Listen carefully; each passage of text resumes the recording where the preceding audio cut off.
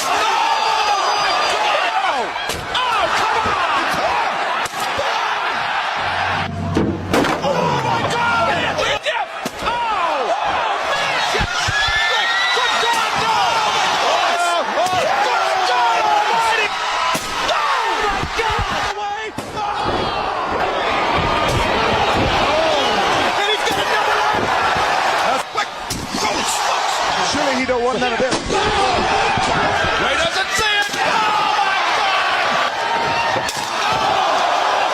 Oh, he doesn't know it. Oh, We're here. I'm oh, you got me. Somebody got me. Wait a minute. Oh, no.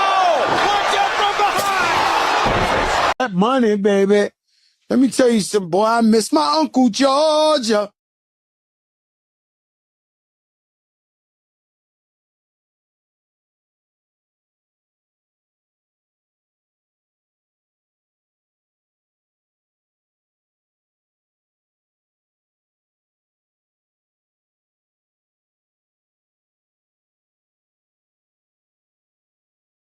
What's the deal, y'all? What's good? What up, though? It's your girl, the Caribbean Chocolate, Jocelyn Navarro. Good. It's the one that so I like.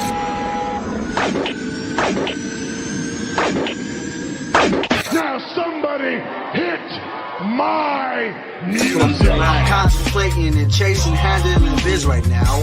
We never waiting and patient, jumping at the crib right now. Put up my label, we make it stay legit right now. Could call the doctor, we operating, they sick, I say right.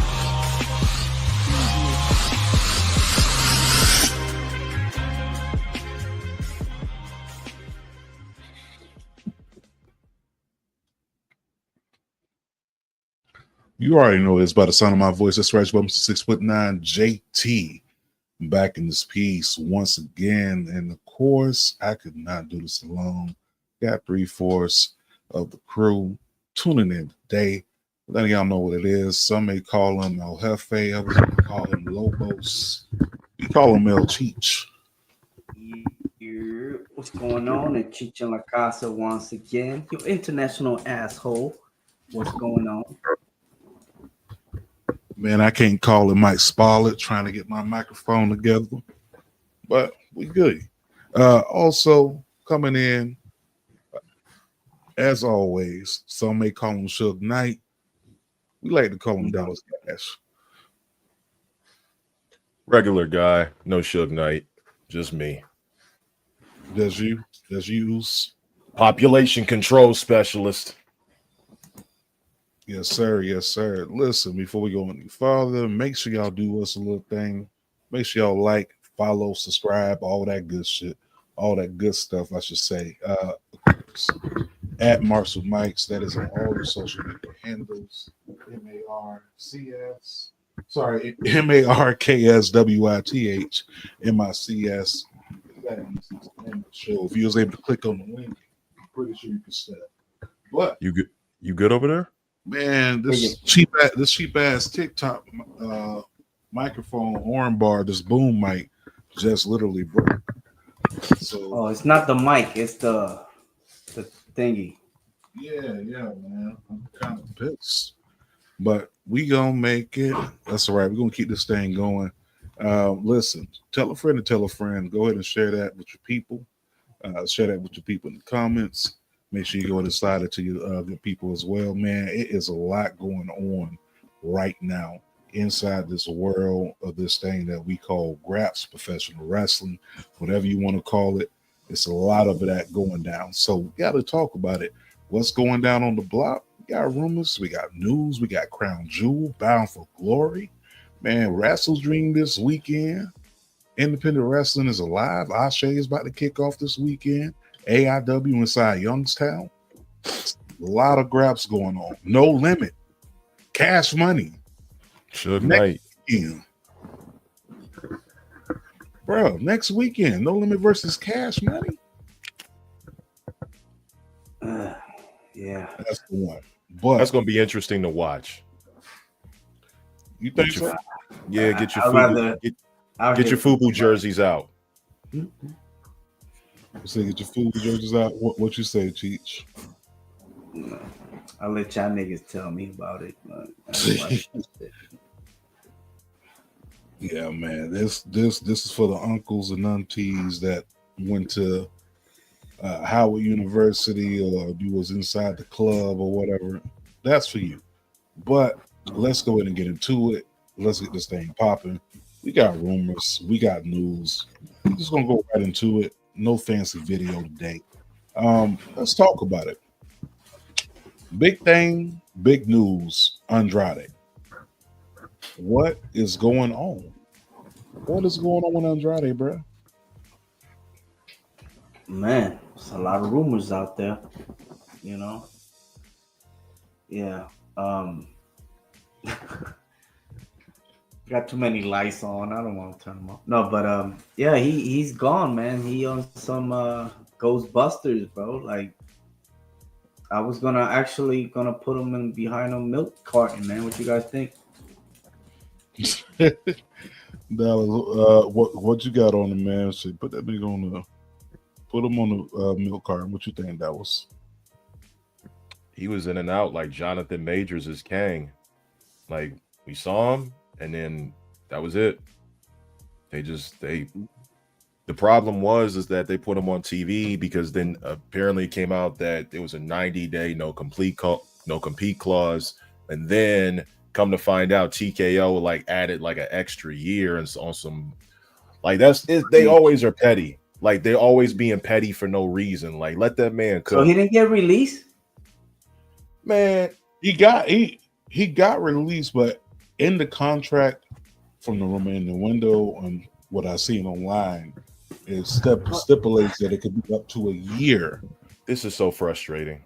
But the thing is, bro, my nigga, you're not fucking with just indie shit. This is major leagues. Get you a nice lawyer to run over your fucking contract. You know what I mean? This nigga's fucking thirsty to get some TK money. And man, now that shit fucked it all up. But to me, they probably doing him a better service, man. Because by the time he come back, he might not be part of the Don Callis. Because it's like, do they need him? What the fuck? No, they don't need him, man. That's too much going on over there, bro. Let's just keep it a buck. Like, way too much going on. Like, the Don Callis family is deep like the Wu-Tang Clan. Like, it's deep for no apparent reason. And I think Andrade would have got lost in the shuffle anyways if he was there. You know what I'm saying? But I don't know, man. All that sounds good, but okay, how you know? I know them very well. Okay. all that sounds good, but nobody actually knows, right, what this contract is. This is just rumor and innuendo, and that's what we're basically going off of, man. Like, other than that, we wouldn't. I mean, if we actually knew what was going on with the homie contract, trust me, that thing be plastered everywhere. But it's a messed up situation because now you stop him from eating, but also he was trying to be greedy because he was still getting paid by WWE too. So like either way you go, man, like he kind of messed up in that situation. Other rumors and news, we got the Inspiration. Their contracts expired officially. So they are free agents, free to sign wherever they want to sign. What you think? You think they stay with TNA and work the deal with TNA NXT? Ain't TNA taking like a hiatus? Were they live today? No, they showed the after the after the Glory special.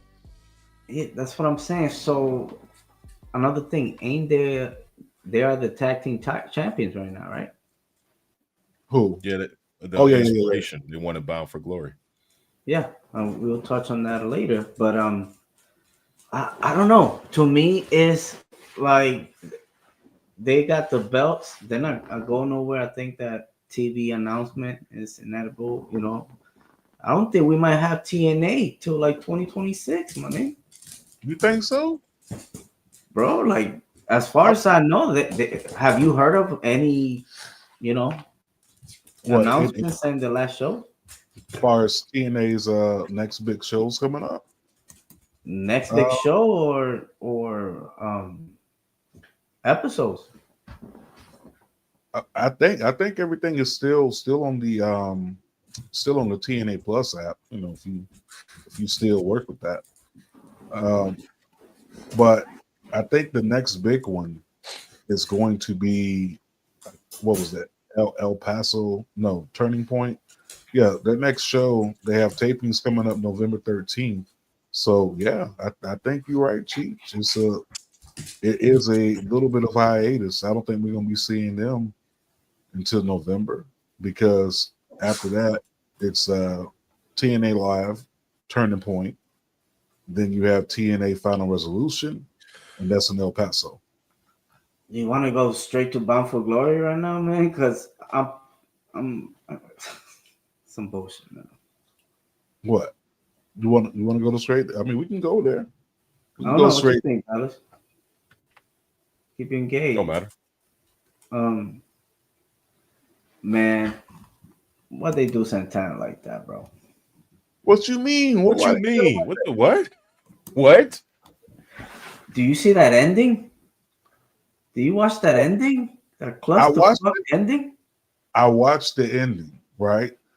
But I honestly didn't take too much of it, right? Because you got the cash in, you know. So I kind of expected that. And I think they're going to play out the storyline. But then again, you had Santana, you know what I mean? Like, should have won a Slammiversary. They didn't do that. You know what I mean? He was hot, you know? Like, of course, I'm being biased. Taino blood in my veins.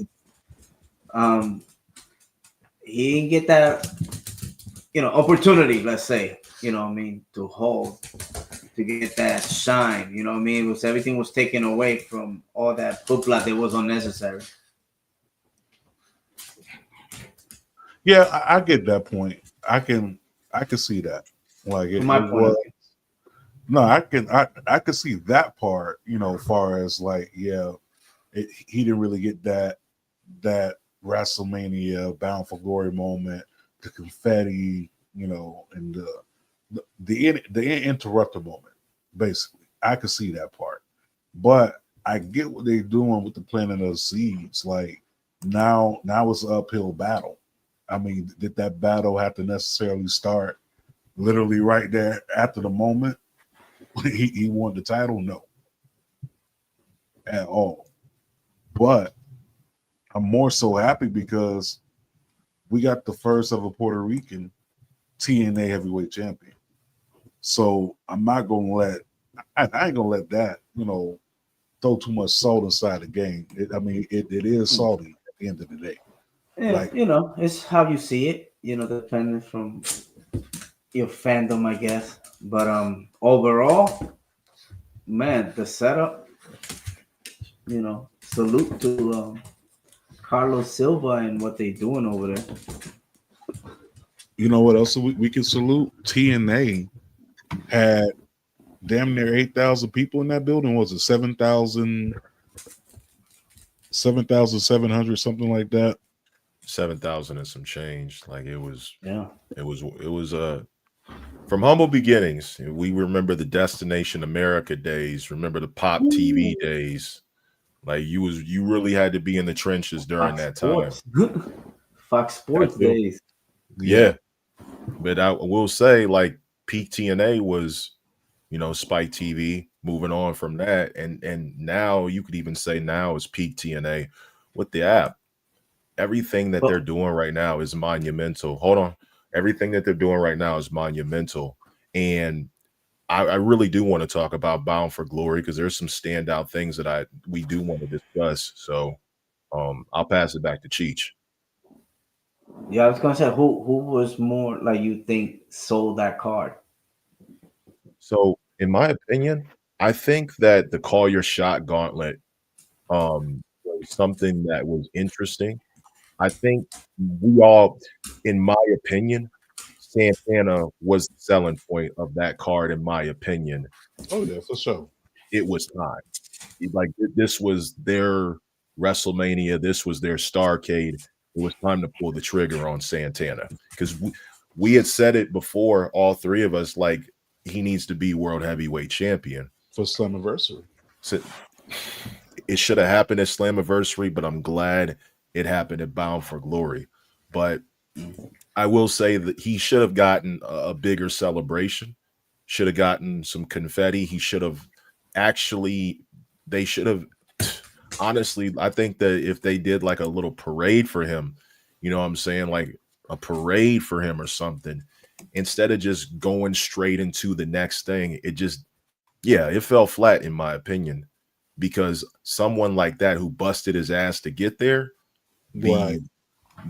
he deserved an entire celebration and he didn't get that. And them not going live, I feel like it kind of takes away from that. That definitely is going to take away from the need a follow up, right?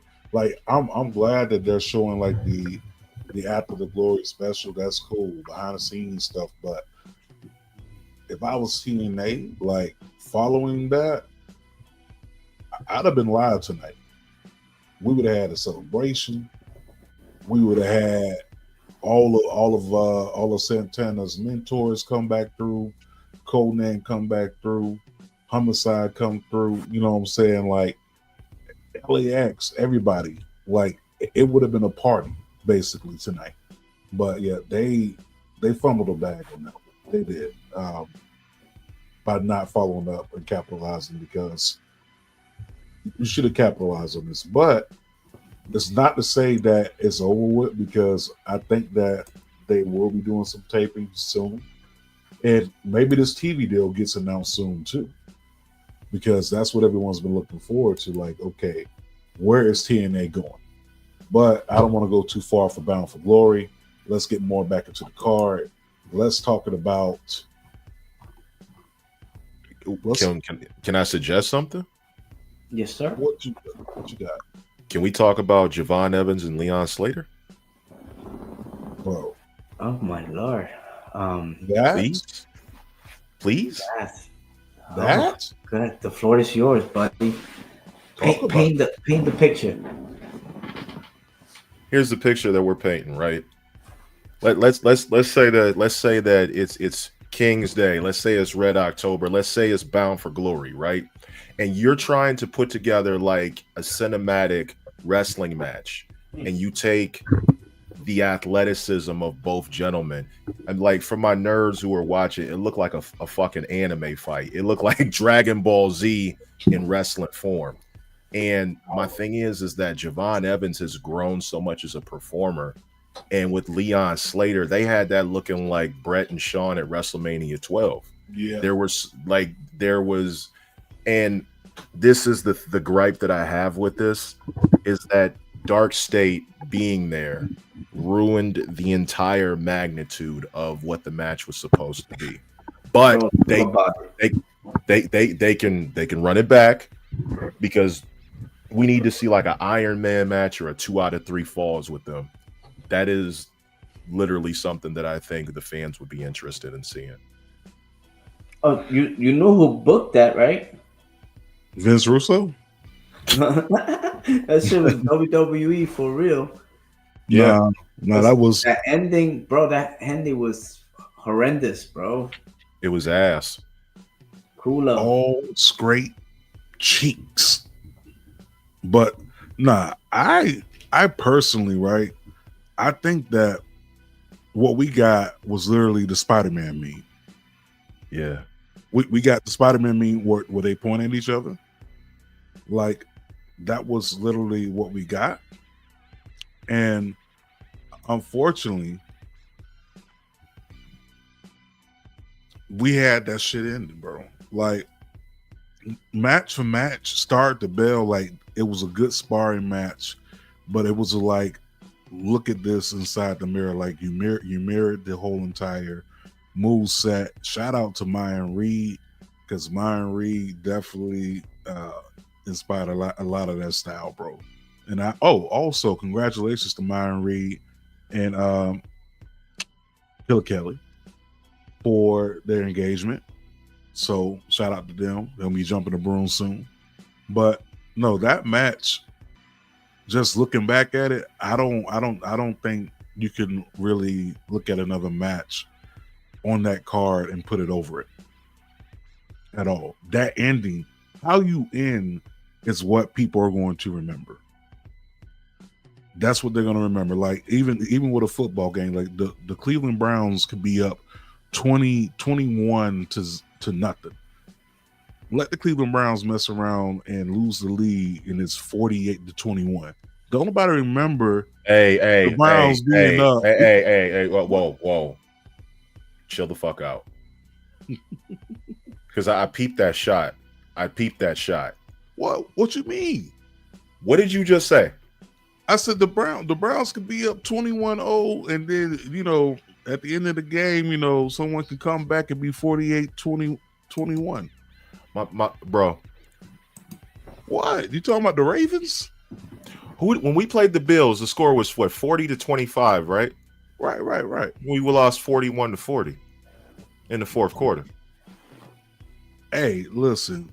So you did that on purpose. No, I mean, I wouldn't say it was on purpose. I just want to say it was probably a thought. Nah, bro. We've been Monica Lewinskying leads in the fourth quarter for the last few games. I know for a fact you were shooting. No, it's no big deal. I don't care. We suck. So no shooting, man. Make sure y'all put Shador in the game. How about that shit? No, but that ending was. I mean, you can look at Santana's ending and look at Javon Evans and Leon Slater's ending, and they both smell the same. Smell like caca, right?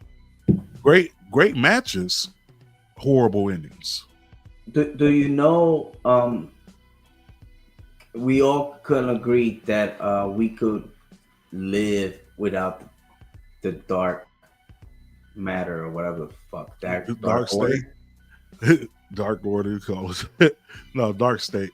I the only person who stands out is the dude who be saying the pause worthy shit.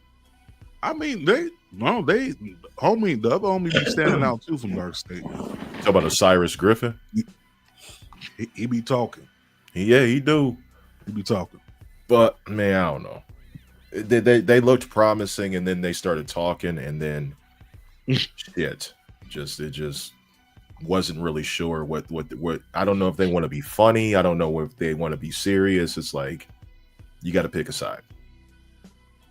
Reminds me of my early dating life. You know what I'm saying? Like at first, shorty bad, but then she started talking. It's like no, but let's talk about. Let's talk about this. We got to talk about the hardcore war between the system and Order 4. Shout out to the homie Jason Hotch. Jason Hotch has been on the tear. He's been on damn near almost every TNA major card. And I'll never forget him starting out on Independence, coming by the show. Jason Hotch showed his ass inside that match. He took crazy bumps. Yo, shout out to Circle of Debate. Shout out to Nessa. Shout out to Trail inside the chats. Like, he showed out. But the real MVP of this match, Alyssa Edwards. Mm-hmm. Alyssa Edwards took the thumbtacks, dog. How many women are taking thumbtacks inside the game? It's not a lot of them. I mean, you can probably count on maybe a couple, maybe a hand or two. I mean, shit, Daphne used to take that on Tuesdays and twice on Sunday. And let's talk about Tasha Steelz. Love her. Yeah. Jersey in the house. She always takes bumps. I remember she took the power bomb from Mike Santana. And that shit was like fucking brutal. But Mike had some huh? She been through tables. Yeah. But he put some extra fuck you behind that one though. He did, man, and I ain't like that. Like I don't like when our people beef, bro. Like, come on, man, we supposed to be brothers and sisters. Like, what we doing? Like, but even her taking taking Cedric's finisher, like she could take a finisher, bro. But the women got down inside the match. Mustafa Ali, talk about it, Cheech. Mustafa Ali. That dude is a menace, you know. And you say he was front center of he had that group. What is it again? Dark 4? Order 4, Dark Straight, Lakers and 5. And to me, like everything, you know, it was somewhat of a politician kind of look, you know, with the way that he will come out and shit. Now, let's not forget, man, shout out to Jason Hodge, bro. Salute. You know, that guy just keep getting better and better, you know. But man, Mustafa Ali, the move that he put in his body into, man, like, man, he's a general in that ring. No, you ain't never lied though. You ain't never lied. But the match itself though, that was all out war. Moose came prepared, came around with the chain around the shoulder, and Moose made an interesting point because, you know, people online like, oh, a lot of these tickets were given away. It was given away, whatever. It's like, do you know that they did Bound for Glory in 2017 with 150 people in the crowd?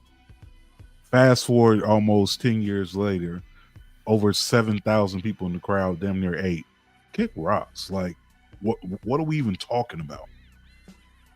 Of course, companies are going to comp tickets, but they did that inside of that huge crowd, and this is one of TNA's biggest shows this year. Do you think TNA is the number 2 wrestling company? Ooh, Cheech, I'm gonna let you take that one first, Paul. See, I'm gonna say it in Spanish. See, yeah. You think so? I mean, bro, for real, because it's like, if you we're gonna talk about that later. You know how many people are gonna be on the card, which is a good thing for AEW. It's gonna be 42 wrestlers. You know, Perth was only 12 wrestlers.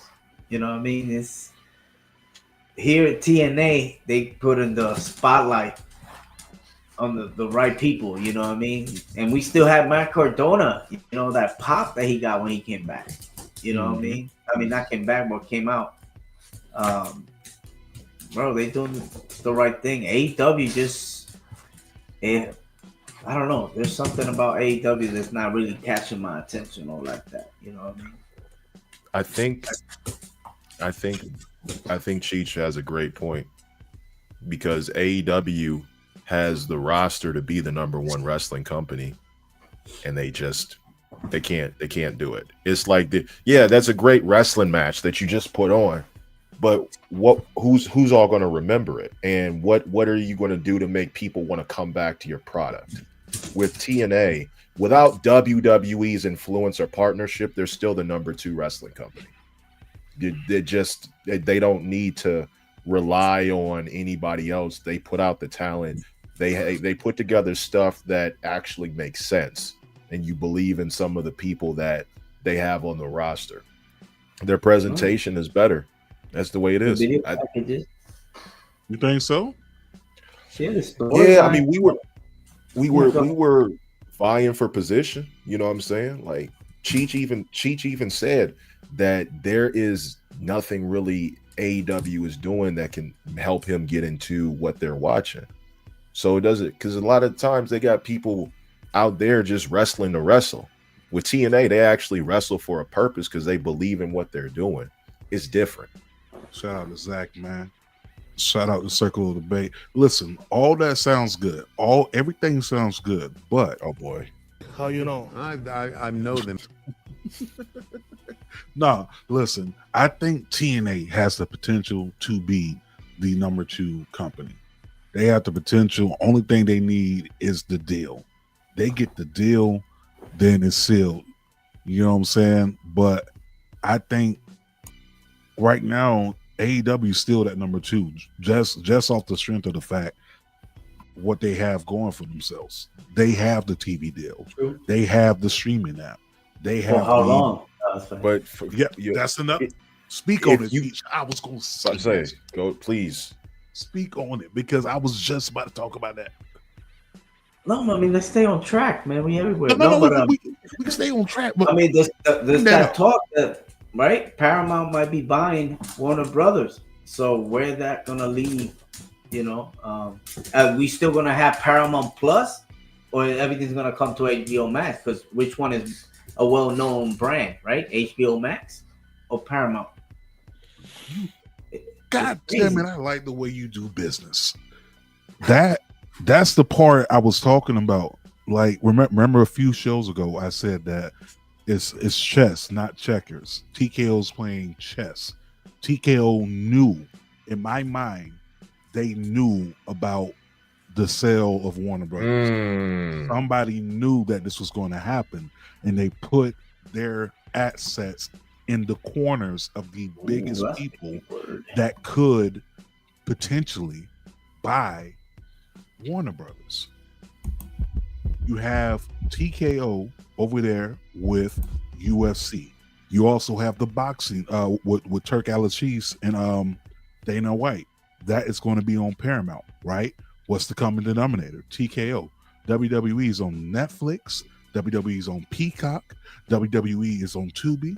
WWE is damn near everywhere big. They're on ESPN and Disney. Could we see SmackDown go to Paramount Plus? That's all I'm saying, bro. Like it's too big. Pause. They're playing chess, bro. They playing chess. So 4D chess. 40. So if this deal does go through, let's say Paramount buys them. Even if Paramount doesn't buy them, Netflix was also rumored to buy them. So if Netflix don't buy them, then you have Disney. Disney's just like buying shit. We know this for a fact. Amazon, bro. Amazon. Now Amazon can be their saving grace. AEW, because AEW still has that deal with Amazon. Did WWE come off Hulu? Well, technically, no, because ESPN acquired the what's the name? That's right. Yeah, so I think Hulu is just like another section from Disney Plus. It's phasing out next year. Damn, they go at the next point. WWE is gonna have all bases covered. Oh, like, bro, they what is it? WrestleNomics Monopolio de Lucha Libre.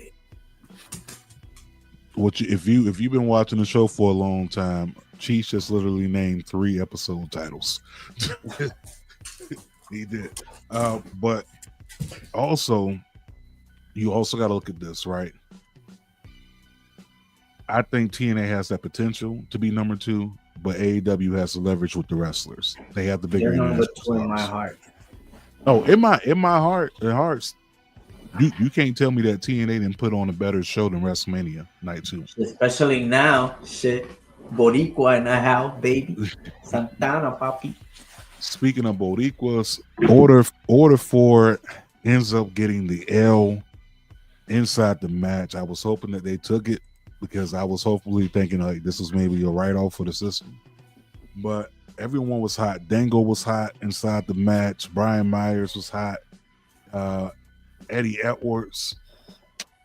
Everyone was on point, but I cannot stress enough, MVP of that match, you got to give it up to literally two to three people. Jason Hotch definitely up there. He took the craziest bumps.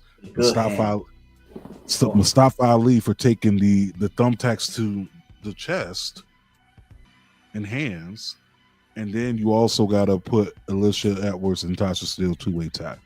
But let's move on to the next match real quick because I know we can get going sometimes, but we got to get to this next match. Let's get the women on here, bro. Now this one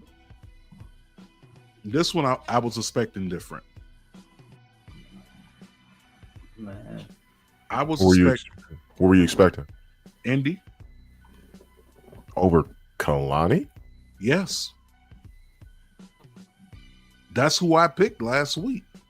I picked Indy to win because in my mind, this is Bound for Glory.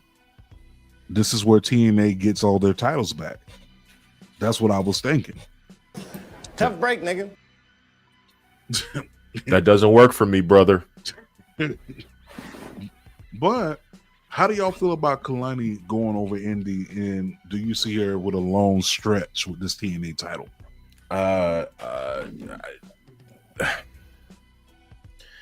If you're gonna have Kalani lose to anybody, it ain't Indy. It ain't Indy. There could have been somebody that Kalani lost to, but things came up, things happened. I don't think Kalani's gonna have it for too long because I'm pretty sure that they're probably gonna push Kalani into the NXT championship title picture, which is going to be crowded eventually down the line. But she's just there to help elevate the championship for whoever she does eventually drop it to. Okay. Cheats. Let me hear from you. Brother. To be honest, man, there's no reason Kalani should be the DNA champion, knockouts woman champion, you know, because I don't know, man. Even I would think everything would happen with Masha and all this shit. Homegirl that had to retire, they just kind of screwed up everything. It don't feel like she's TNA. I'm not saying Trick, because Trick is like transcended.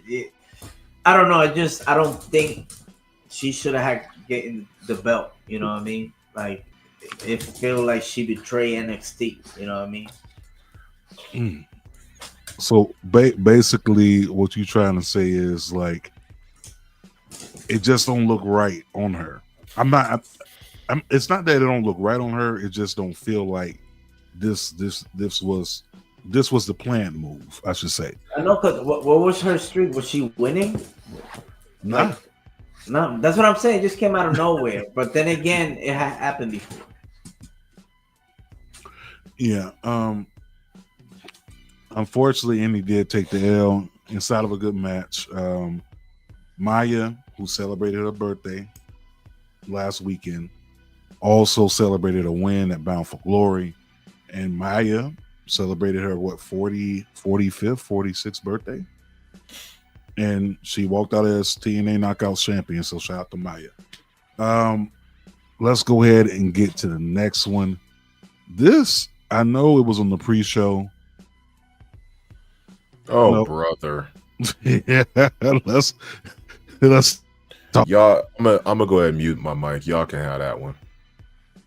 Oh, we're gonna fly through this one. What do you want to touch on that, JT?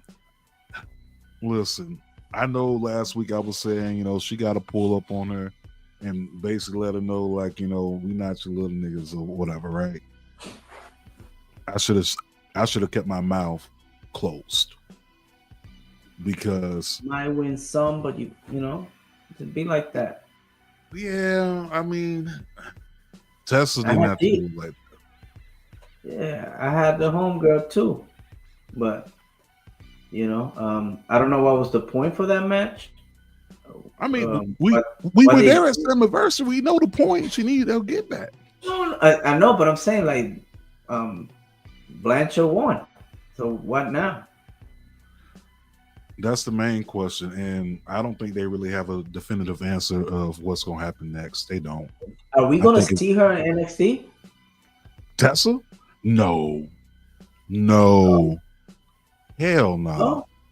Nah, I mean, the reason why I'm saying no, but once again, this is WWE, right? I mean, we got Do we want to look at their past history of people who've had controversy behind them that they just opened their doors to? Ultimate Warrior being one. Boom. You know, you can go down the line. They are going Recently, to Saudi, right? they are Thank going. you. They're going to Saudi, but once again, like I don't think right now. I mean, Texas Heat and TNA is enough. I don't think WWE needs that on their television because think about it. On the CW, you got that bullshit going on. Like this is CW. You don't want to mess that up. Like I think if Tessa ever does cool down, which I don't think it'll be anytime soon.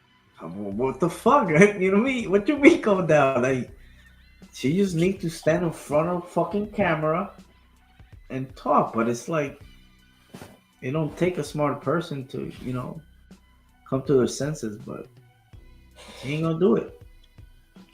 Nah, Yeah, that there ain't gonna be no damn apology. You ain't about to see her give speeches in no HBCUs. nah. That shit is dead. Like She not. motherfuckers, they don't Going to care. homecoming. They don't care. They don't care. What If is you it? The pull it in- neuralizer. It didn't happen. Boom. It never Yeah. happened, man. You don't, you know, just fucking. Shout out to Bulletproof Steve Macklin, by the way. Yeah, Bulletproof Steve Macklin got the championship back, which I didn't think that was gonna happen because I'm like, okay, Frankie just got it. Like, what we playing hot potato with the title?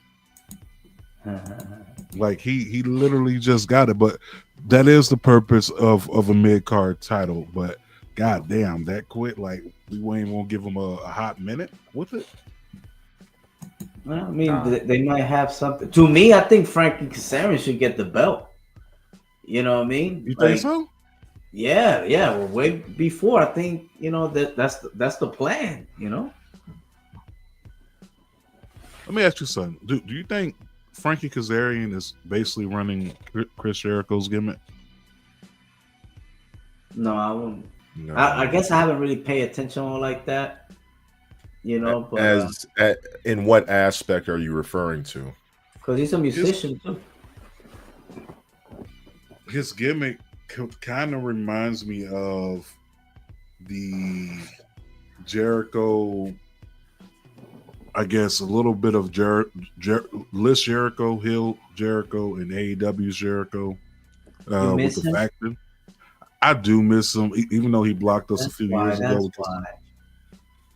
He blocked us a few years ago. He didn't like the he didn't like the tweet I put out. You know, I put out that tweet. Remember when he used the shoe shiner to make his hair black, and I was like, damn. I said Chris Jericho and LeBron using the same products, like to fill in like the bald spots in the gray. Damn, B. And he blocked us right after that. It was over with. What were you thinking? You knew you was getting blocked. Yeah, Man, we would have been on the fucking cruise, JT. What the fuck? Yeah, speaking of the cruise, no AEW wrestlers booked. No, None. bro. Hey, welcome to Saudi.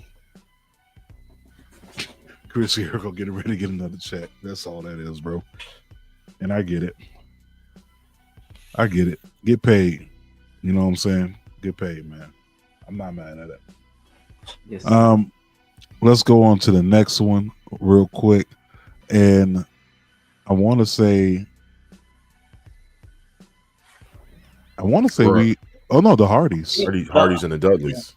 Yeah, to me, that's the card. That's the match that helped sell that fucking, 7,000 something. The nostalgia in this match. Yo, shout out to Lovely inside the house. Shout out to Circle of Debate, Kev the Postman, Mimi, World Elite Podcast, my twin and them. We got my twin over here, my 6 foot. He keeps saying he's short. The motherfucker the same height as me. I don't care what he say. 6'8", 6'9".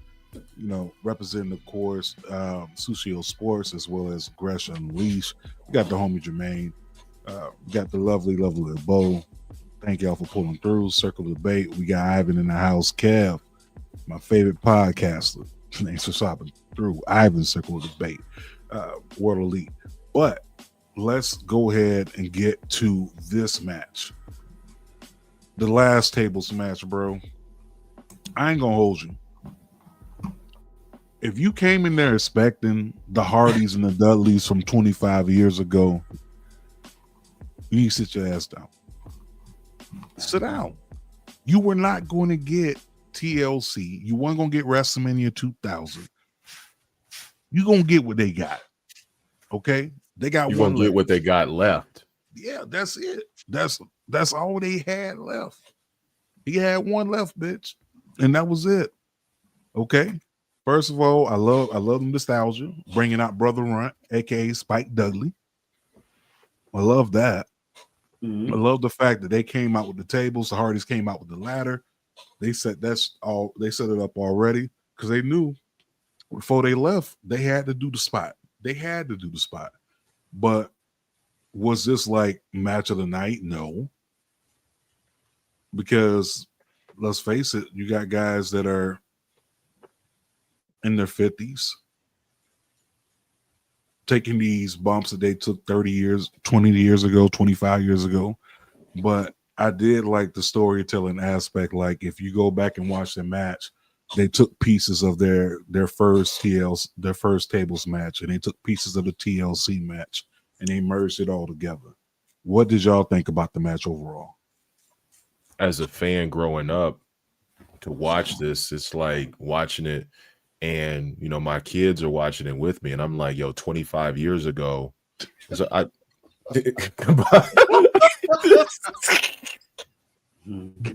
damn. 206. Nick, I ain't even add, but damn. That might be accurate, too. No. I think that might be accurate. No, that's accurate. So anyway, my bad. So anyway, yo, watching that, I didn't expect like them to go all out and like try to kill each other, but it was entertaining. And the main aspect of it that kind of signified the end was Dudley's handing over their boots to the Hardys to signify the end of that rivalry. A selfish part of me wished Edge and Christian could have been there, but you know, obviously that's not possible.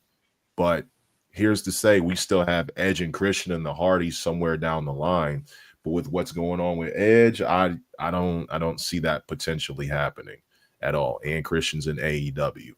So it was a good match. It was great for what you grew up watching and what remembering. But overall, I'm just glad nobody got really hurt. Yeah.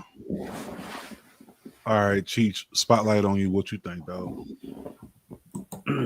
Well, nostalgia, like Dallas said, you know, growing up and seeing them. Now, you know, like Bubba Ray, you know, busted open. You know, we knew Devon health is not the greatest, but you know, the fact that they announced the match, I know there's some way around, they're gonna go around it. But the pop when that music hit, you know, that just it's like on some Undertaker shit. There's some entrances that just to hear it, you know what I mean? It's just enough. You know what I mean? I didn't expect more from that match. You know what I mean? I already knew going in. You know what I mean? It was pretty much. You have a firm grasp on the obvious, buddy. You really do.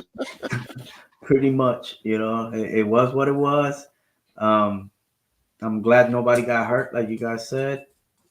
And the Hardys still got the belts. Hopefully they don't drop it to Dark Water. Dark State. Pirates of Dark Water. You know what I'm saying? Hey, listen. they did say that on commentary though, and I wasn't listening with the I had my damn music playing, but the match itself, like I said, if you were expecting the year 2000, nah. Get real. Get real. Stop smoking dope. Like Insurance is expensive. hella expensive. But overall, I enjoyed this card. Even the gauntlet match, the call your shot. BDE. Shout out to BDE. Shout out to him, bro. Like TNA literally found, and I don't Gold. want to use. They found gold, and I don't want to use that they found their Logan Paul. Right? I'm not gonna say that because What? I gotta give him his respect. You know, I'm not gonna say that they found their ISO speed or anything like that. I'm going to say that they found a gem. First of all, shout out. Was he the one that had the issue with Joe Alonso? Yeah, and BDE just took the Wrestling Revolver Remix Championship off of AJ Francis. So we have AJ Francis to thank for BDE for being inside of Bound for Glory. He made his TNA debut. As a matter of fact, we got this whole card to really thank AJ Francis for. Let's just keep it a buck. We got to thank AJ Francis for Joe Hendry. We got to thank AJ Francis for his beef with Mike Santana.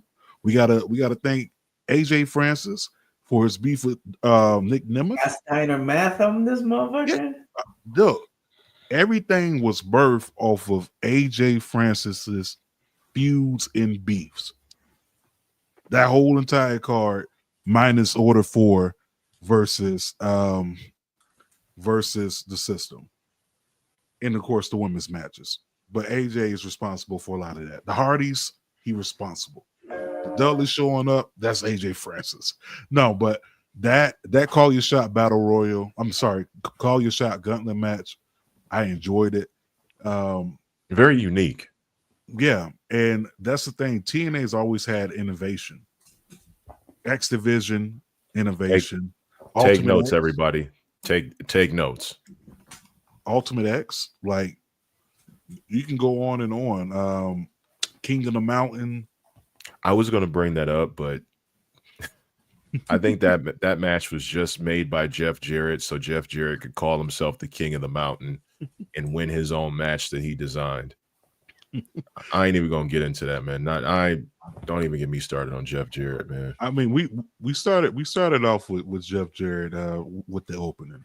I remember this motherfucker he took 17 finishers in a match and kicked out at 2 straight. Man, I'll never forget that day. It was on Hogan's time, man. No, but TNA innovation, how they did it with the double win, the 2 winners, Frankie Kazarian, Nick Nemeth. I just want to see where the story goes. Sheesh, you say that Frankie Kazarian ends up with the TNA Heavyweight Championship. I would not be surprised if that happens. I think Frankie, it's been well overdue for him. But you know who else who's been well overdue for? AJ Francis. Okay, we got AJ to thank for all this. Could we see AJ Styles come back to TNA to confront AJ Francis, or to give Mike Santana his dream match? Say that again. Could we see AJ Styles come back to TNA to give either AJ Francis a match or Mike Santana his dream match? Bro, that I think he's a giver, but AJ Styles, AJ Lee, AJ Francis, all the AJs fucking in a fucking lumberjack. No, but bro, Mike Santana against AJ, bro, it man. That needs to be AJ's final match. That needs to be final match. And I see it. I could see him going to TNA and having a little few months or whatever, especially when WWE buys TNA. That's TKO. They got fuck you money, TK. I'm sure they tried to acquire it because TNA has got an incredible library. Yeah, that library deep, bro. That library from is the ridiculous. Guys, their own people. Kurt Angle spent more time over there. The Dudleys, but guess who? You know who's the machine. So, like you say, it's just content, bro. Content is key, man. Content is key at the end of the day. Content is king. Let me see. Speaking of King, speaking of getting W's, make sure you get that W. Make sure you use that promo code MWM. Get that 10% off on your purchase. Get that W in your life. Use it when you work out in the gym, or you can use it when you work out and do some workouts at home. Maybe you want to do some bedroom gym moves or bedroom gymnastics. Maybe you want to do some pull-ups, chin ups, or maybe you want to, do some yoga, nighttime yoga, or maybe you want to do the horizontal cha-cha, wherever it may be. W got you. Okay. Trust me. Let's see. The homie Jermaine said AJ coming back to TNA for Leon Slater. That's another. That's another banger too. That's another banger. Like I think I don't know which one I would be more excited to see. Him versus Leon Slater or him versus Mike Santana. Like either way it goes, we need to make stars out of this whole entire situation. So if AJ is going out, then I say that he makes some stars on the way out. That's just my opinion.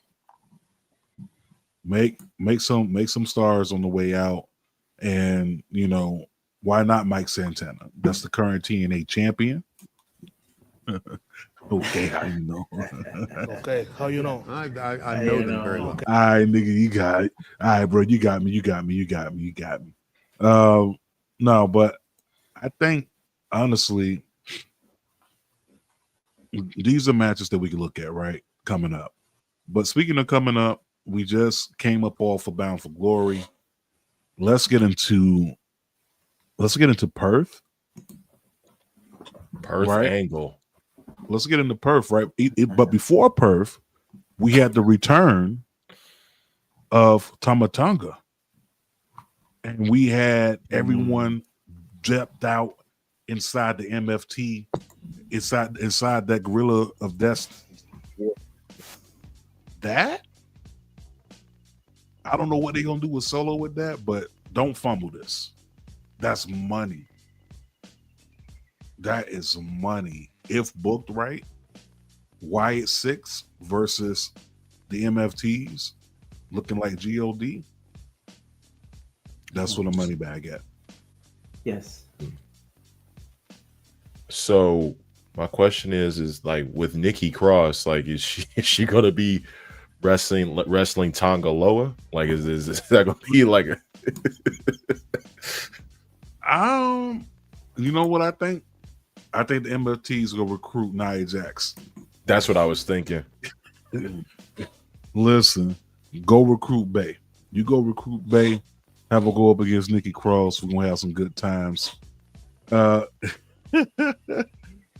can't with the W ad. Listen, you know I gotta keep it interesting every time, Mimi. Jonathan from Sports From You Wrestling. He says again, salute the Cheats and Dallas for pulling up to Sports For You, Crown Jewel, and Bound for Glory watch alongs. Listen, it's all love, man. It's all family.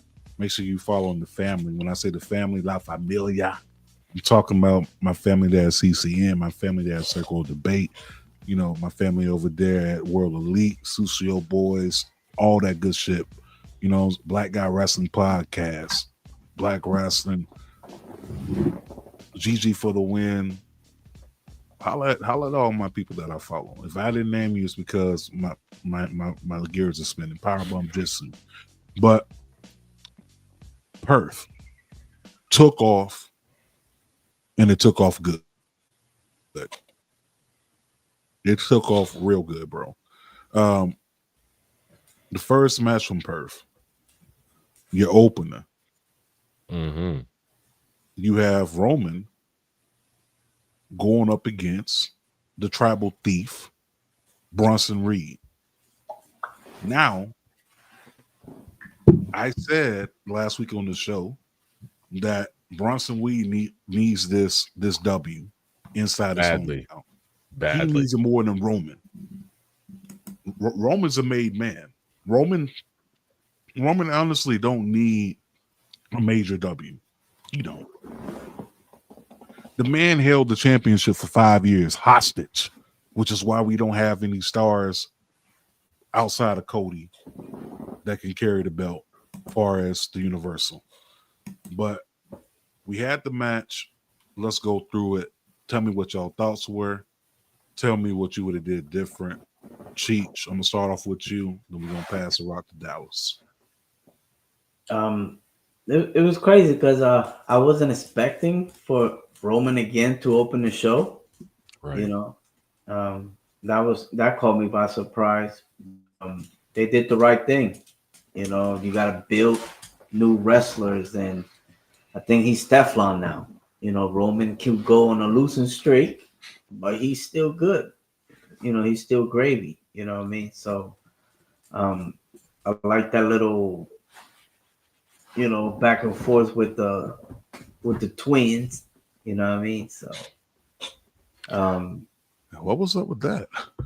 Yeah, not till Christmas, nigga. I don't want to see y'all do Christmas. Damn, we can't come over for Thanksgiving. I can't get no greens. He skipped.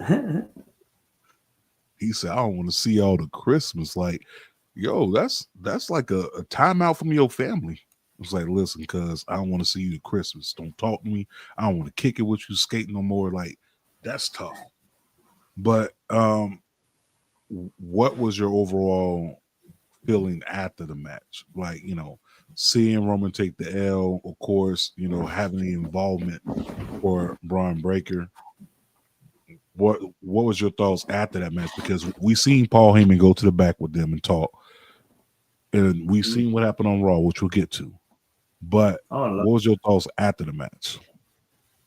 No, I thought it was great. The right person went over, you know, and we kind of expected that, because it's like if he would have won, where they would go from there. You know, there's nowhere to go to, so they picked the right person, if you ask me. I like the way you think. I like the way. Well, who would they get? Who? Oh, we can go get Adam Rose. Like, remember when Adam Rose was Leo Kruger and NXT? Like, yeah. No. No, Leo Kruger, like that, dude, that gimmick was money. I don't know what the fuck. Yeah, the that's accent. I mean, yeah, there was the accident. That have you seen Adam Rose, aka Leo Kruger, lately? That man is buff, like buff. But hold on, what makes you say that, nigga? That's the first name that came up to mind. You know the only reason why that name came to my mind though, because What? the rumor was like a few years ago that he was going to be the next one added to the Wyatt family, but it never panned out. What, the rabbit? Yeah. It never panned out, right? I mean, obviously you have other people that you can put in there. You got Vincent, you got Dutch from the Righteous. Like, or if Karrion Kross pulls out Santos Escobar and resigns. But then for me, you would have to have Karrion Kross be like the leader, because he's a better talking piece than Uncle Howdy. He's a better talker. How you know? I know them very well. This nigga, man. I knew it was coming. Okay. I knew it was coming. No, that I like the way you think. Dallas, let's get to you. Your thoughts after the match between Roman Reigns and Bronson Reed. So, just with the story, with the, I don't want to see you till Christmas. Obviously, there's something going on, and I think this is going to be grounds for Jimmy breaking out and going solo, because Jay is too laser focused on trying to be like Roman. Jimmy's left out in the cold again, redheaded stepchild. I'm not keen on it, but as long as it leads to Jimmy getting a little bit of a solo run, that would be pretty good, because in order for Jay to see Roman's point of view, he had to become the man. And in order for Jimmy to get on the same page, he's going to have to get some gold around his waist like his brother did. I think that's the underlying factor. The right person won. I would have actually had Bronson kind of squash Roman a little bit more. You know, I just think that they needed to hammer home how much of a dominant force Bronson Reed really is. They didn't really do that with when they had Bronson and Seth. They had the opportunity and they kind of fumbled that. But with this one, though, they did the right thing. You think so? Okay. Absolutely. All right. I got you. I think Rhea should have opened the show, though. You think Rhea should open the show? Yeah. Okay, how you know? No. I got you, dog. Got you. Mimi says, and Thanksgiving food is better. Yeah, totally. I'm with it. Let's go on to the next match. I want to say, what was the next match? Was it the Stephanie Valkyrie and Io? I'm not Io. Tiffany. So used to say Io. Stephanie Valkyrie and Tiffy Time. Well, obviously, Tiffy Time did not run down in Australia.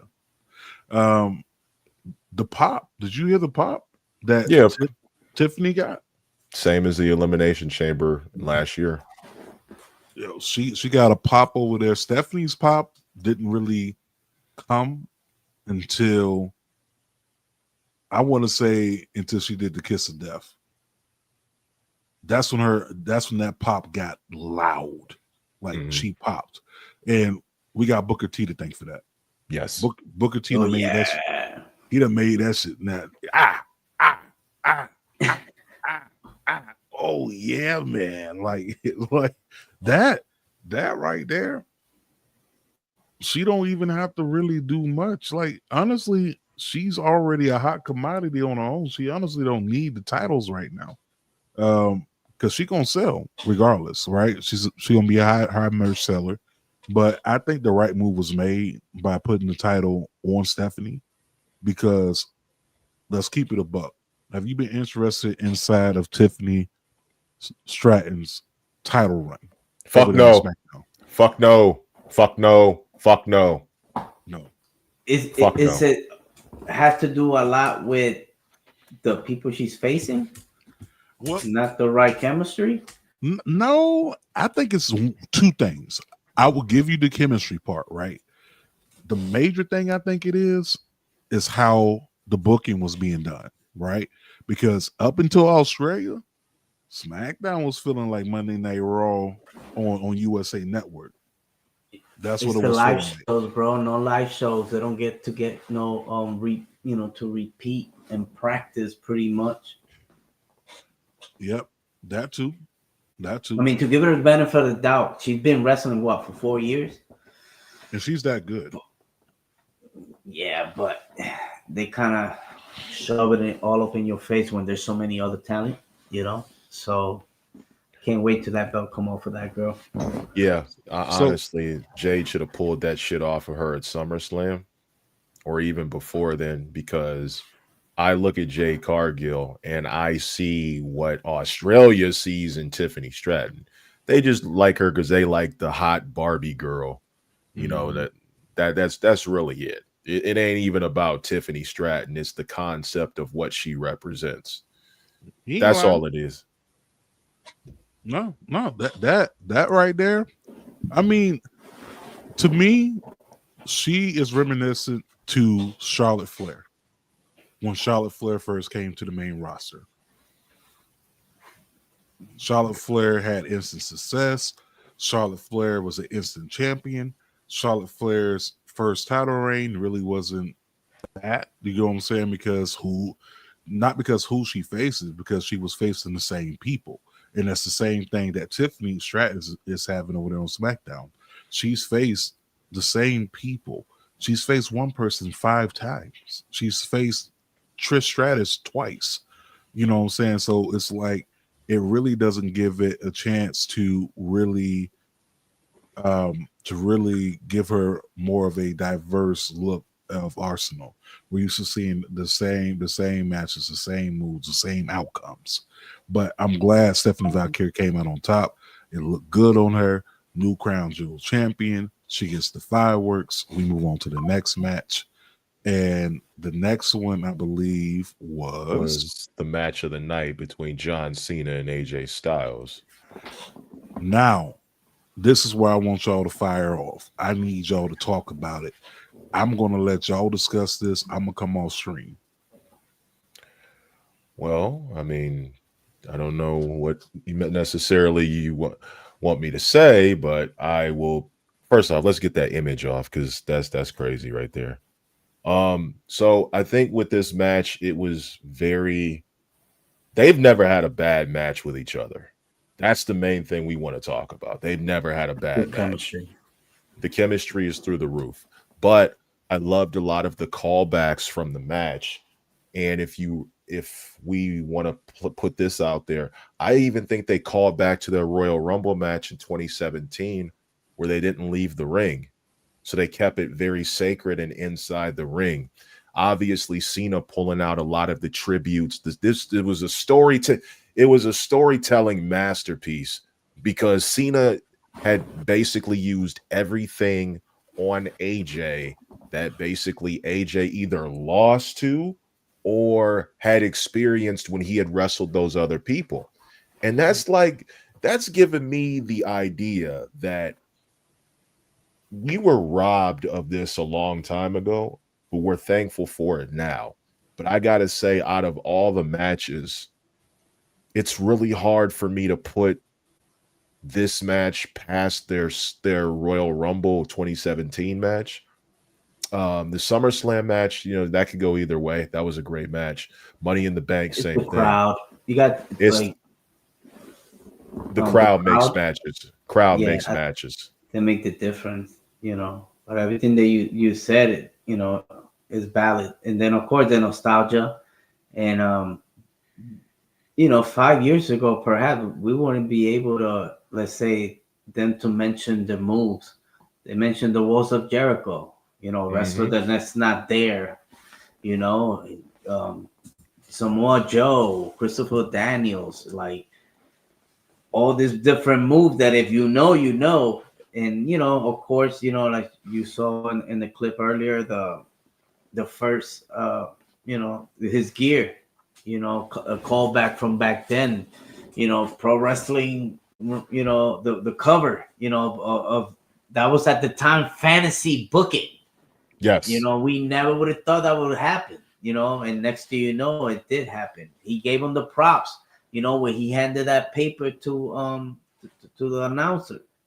Bro, it was fucking it was a fucking entertaining. Like I could say, like, I don't even know what to say, but it was watching it. It was kind of like I finished cutting my grass, like putting my hands on both of my head, like, man. They took you on a ride. They took you on a ride. I'll say that they took you on a ride, and it felt like we were getting the chronological order of all the opponents, the classic opponents that they faced.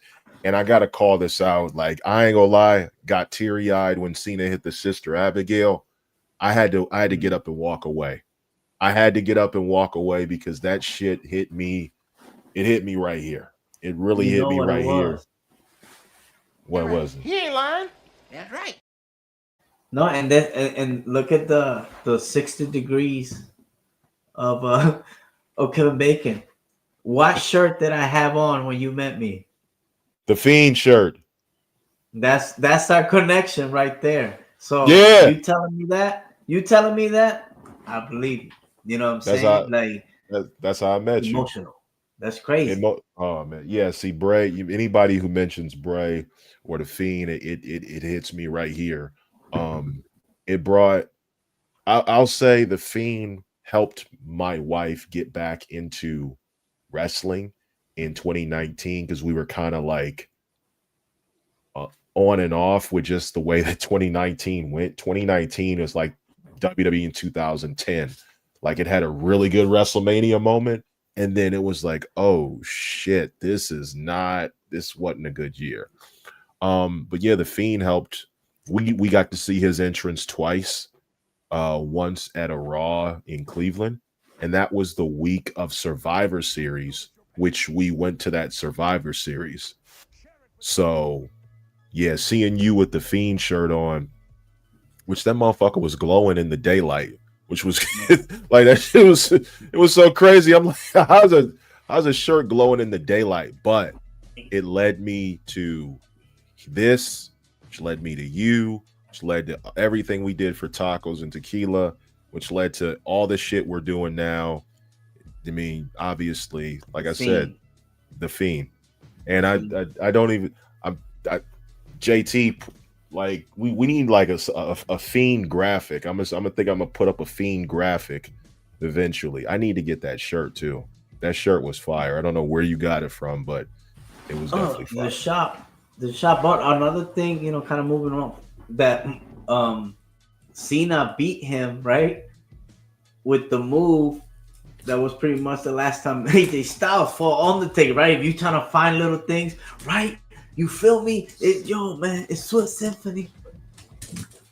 Bro, yeah, every one of y'all made valid points. This was a work of art. It was a work of art. The callbacks from AJ Styles,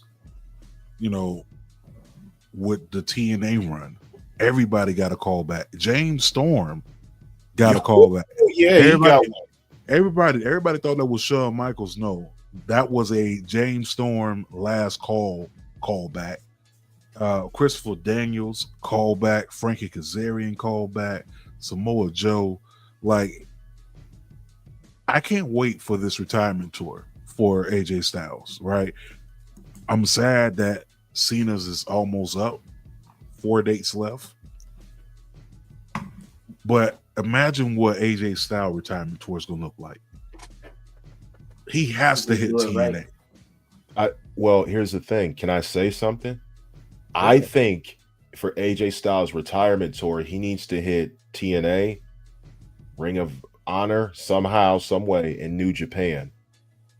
Just because he's had a Hall of Fame career in all those companies. How is that possible? How is that possible? AJ Styles needs to. I would love to see AJ Styles at Wrestle Kingdom one last time. Ring of Honor, I think that's a stretch due to the fact of where Ring of Honor is at. You know what I'm saying?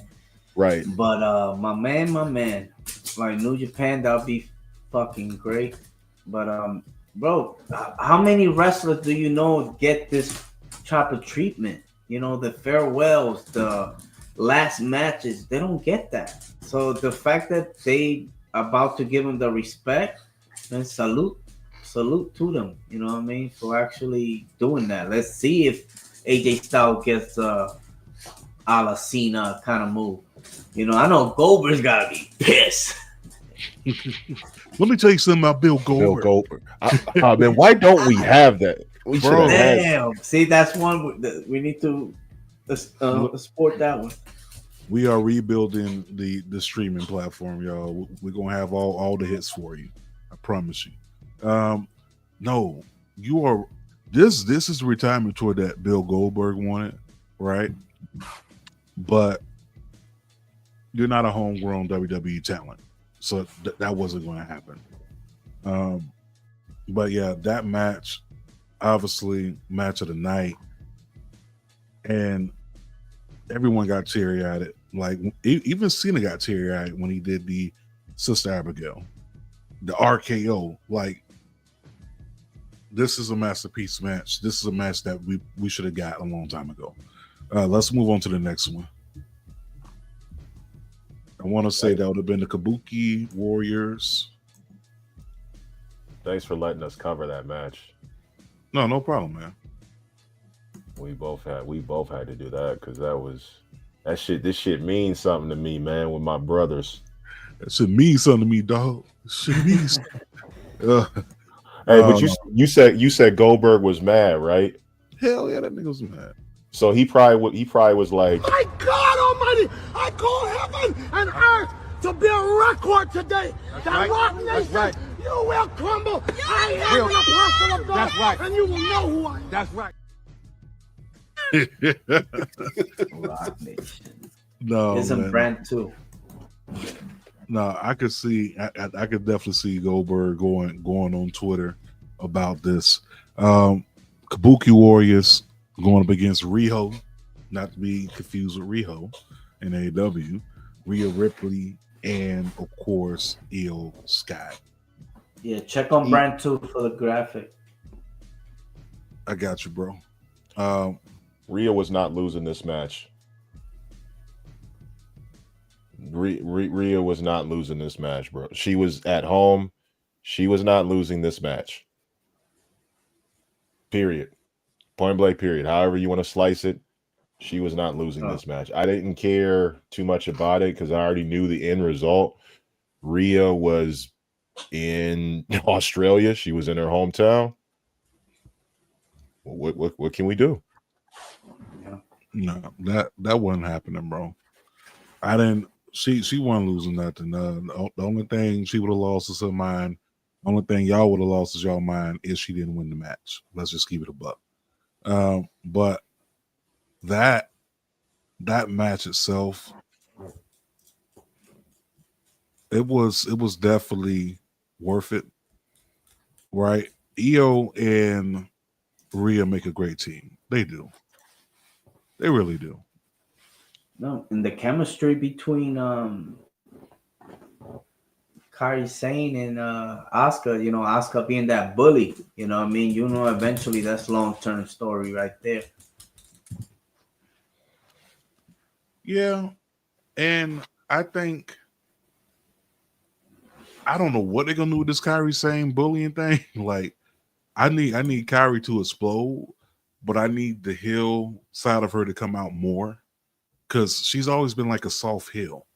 Right? Mm-hmm. She's never been like a hard body heel, like who's gonna take it to you, who's going to be the one to start the fight. She's more so like you remember like the old Tom and Jerry cartoons, and remember when what was it? Tom comes in there and his uncle's coming there and they got the hats on and shit. Like she's a backup person basically. Like, she's the yeah person. Like, hey, I'll beat your ass, and she's the backup. Yeah, like that's her.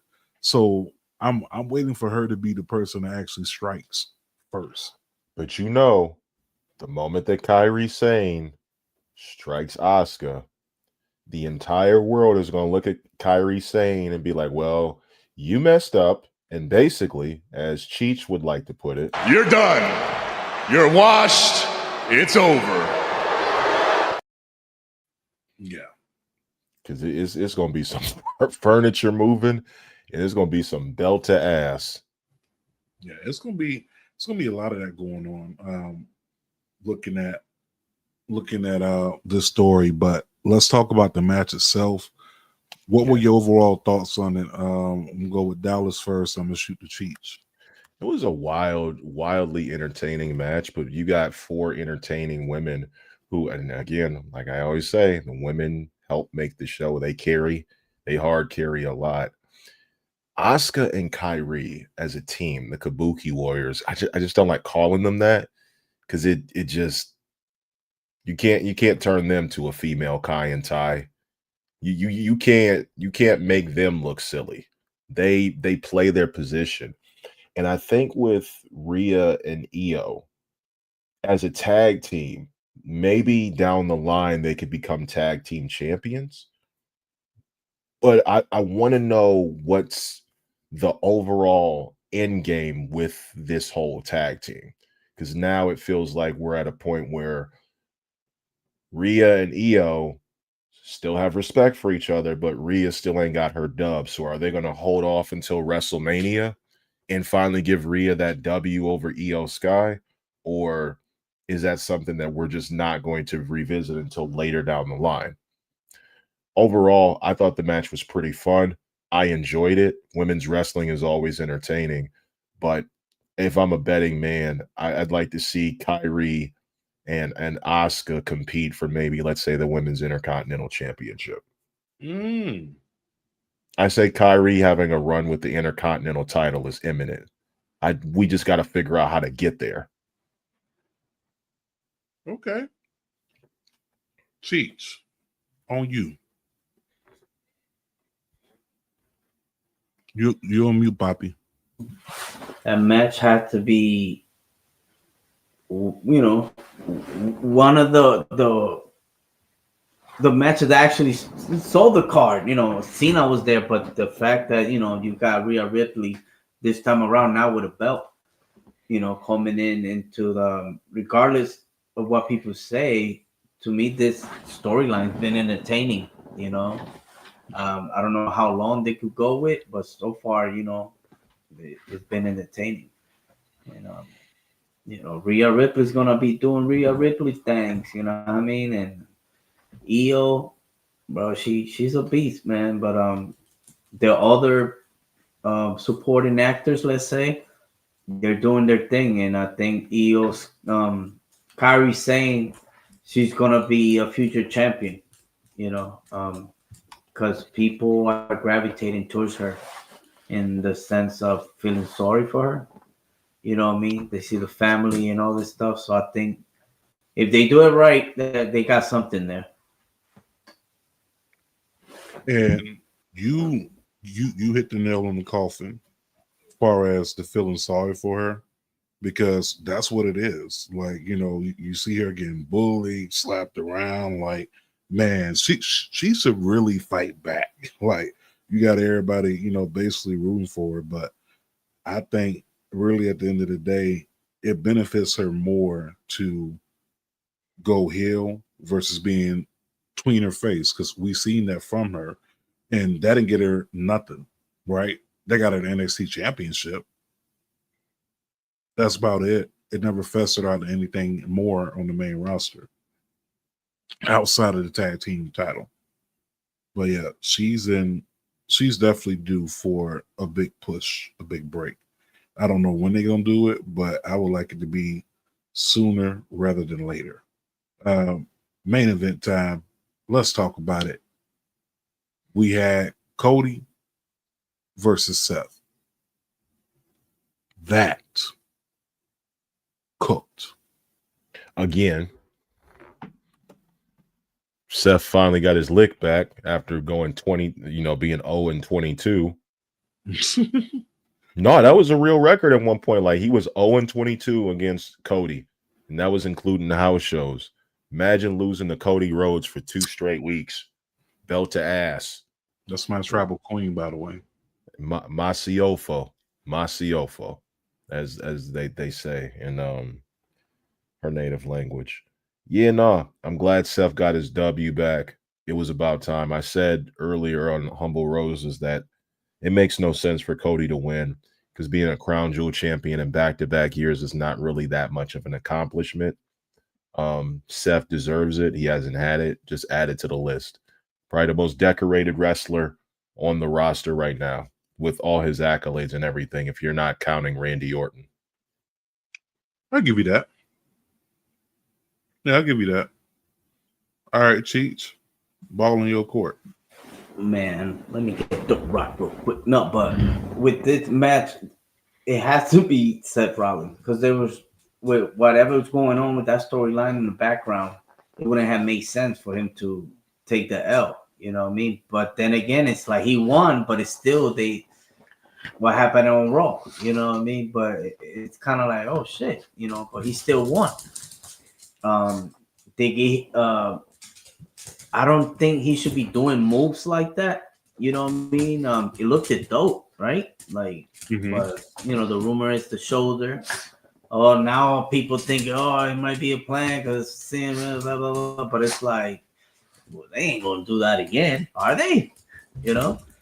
But a lot of crazy things have happened in wrestling. But they cooked, they did their thing. They're not gonna disappoint. But it was best for Cody to lose, and hopefully he loses the belt too soon. Yeah, I need I need Cody to come up off that, bro. Cody gotta come up off that, man. Bring back short title reigns. Yes, we've been saying this and preaching this all last year. Bring back the short title reigns, man. I don't need anything over, for me personally, I don't need anything over 5 months. I don't need a full year with the title. I don't. Yes, it's good for legacy, right? But Ric Flair is still Ric Flair, even though he's lost just as many times as he's held the championship, right? You don't get to be 16-time world champion by having the title for years and years to come. And you also stunt the growth of your roster and building new stars because everyone's falling down to the person who's at the head, right? And at the time, Roman needed that, but we don't need that right now with Cody. Cody, honestly, he could drop the title tomorrow. I wouldn't be mad at it. But speaking of following up, if you're looking at Bound for Glory, looking at Crown Jewel, what you giving it as far as a grade? If you had to give it an 8 through Crown Jewel or Bound for Glory? Both. First, I give Bound for Glory a 9, and I give Crown Jewel a 8.5. Go ahead, Cheech. Okay. Well, I'm gonna grade it a B, a B plus for Crown Jewel, and an A plus to Bound for Glory, just for the simple fact that we got a Boricua with the belt, baby. But no TV He's time. biased, ladies and gentlemen, but he's just a little bit. He's justified. This is my in his humble biasness. opinion. Just a little bit. I mean, you know, it's all right. Sometimes you got to put the head in, bro. I got you. Puerto Rico. Viva Puerto Rico. Remember that King? Viva Puerto Rico. You know what I'm saying? Sometimes you got to put the head in. I'm with it. Whoa. What did you say? I'm gonna grade it. Disregard comment. I'm going to grade it for Perth. Perth gets a B.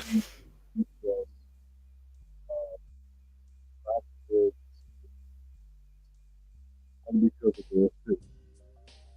of the finishes. The two finishes were horrible for Mike Santana and for Leon Slater and Javon Evans. Like, come on. Y'all really fumbled the bag on that one. The youngest match ever in TNA history. And y'all fumbled that. You know what's going to happen? It's going to happen in a WWE ring, my nigga.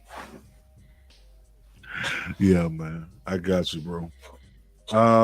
Let me see. Moving on from there, follow up from Monday Night Raw. We had the fallout. Seth Rollins comes out, does his victory celebration, gets to run in his mouth, saying, I did that. Yeah, I did it on my own, right? I ain't need Paul. I ain't need Braun. I ain't need Brunson. I ain't need nobody. It was me. Just me, oops. That's not me. I live. Stay on the fight floor. That's it. And you could already tell that he was feeling some type of way when he heard that. When I say he, I'm talking about Braun Breaker, aka Dominican Braun, aka Scott Steiner Jr. Okay, because that's his real daddy. Okay, but we have that go on. We end up with a triple threat match later on that night. Punk, Jay, Uso, and we also get LA Knight, inside the match. And we had that outcome. But let's talk about that spear. Let's talk about the spear from Braun Breaker to, I believe that was LA Knight, or was that? Well, he had two, right? Yeah, he had two. I think the first one was LA. Can we get that clip down there? And Braun Breaker now with a spear to Jey Uso from out of nowhere, taking out Jey, and the Vision marching to the ring. So he is unhinged. And then he's a demon. He is a self-professed demon. He killed people for fun. No, but the fact that, Seth kind of little boyed him, what I'm saying? Like, hey, do the little tick thing, right? So you can already see that, okay, at this point, you're getting a little bit annoying. Like, you sitting here talking and ordering me around, right? Then we get towards the end of the night, after the match. Wow. And Braun Breaker spears CM Punk. Were you expecting that? Yeah. Oh yeah, that one, yes. Yes. Okay. Were you expecting that soon? You CM Punk, you mean? You CM Punk? No. No, Braun. I'm sorry, Braun Breaker spearing Seth Rollins. Let's say you said CM Punk, so I'm like, yeah, I did. Yeah. I did. That, We sick and tired of that nigga there. that's on me. Confusing me, man. That's on me. Cheese, you go first. I'll wait. I expected that for sure. For CM Punk and Braun to have that kind of beef, but the thing I didn't expect was for him to turn. How long they were together? 6 months. 6 months, bro. And to that happened, then you got the report. This was supposed to happen. This, shut the fuck up. But next thing you know, things change. I guess, is he hurt? He's not hurt. Who knows, right? As of now, but I was surprised. Paul Heyman was surprised. At least that's a way he showed. I mean, Braun is that dude. Give me Braun Steiner. His uncle already went mad on Seth on X. So, bro, if you're gonna put the strap on him, pause. I mean, damn, not the strap on. What the fuck? I mean, the rocket on him. There you go. Yeah, it's something better. Yeah, something rocket the rose. No, but he'll take off, man, because he's ready. He looked at Bronson and it's like, yo, you fucking with me or what? You know what I mean? Next thing you know, boom. He did what he did. He did what he does. You feel me? So I love it. I'm loving it. Braun, having that type of intensity. Seth Rollins needs to go away for a minute. And I don't know. It's just there. He needs to go on vacation just as the same way as John Moxley. Hey. Been like 4 years, bro. That last part, though. Yeah. First off, the dog wanted to weigh in because you were talking about the dog. So you brought up Braun Steiner, and the dog had to weigh in because I think the dog been pulling for Braun Breaker too. Nah, let me say this though. We haven't been kind to Seth Rollins because his body of work has just been phenomenal. If you think about it, you take a lot of Seth's greatest moments, his best matches. We have to point out the fact that whenever the number one guy is down, Seth is the reliable go-to guy. Mm-hmm. And Seth was the number one guy at a point, and the fans turned on him. And I don't understand why.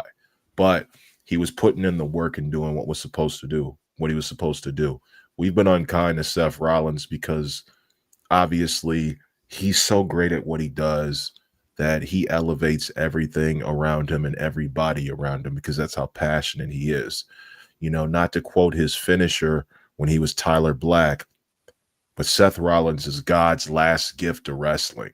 And that's just monumental from the work that he's put in since he's come into the company. And with him being part of a faction, Seth never actually thrived in a faction where he was the number one guy.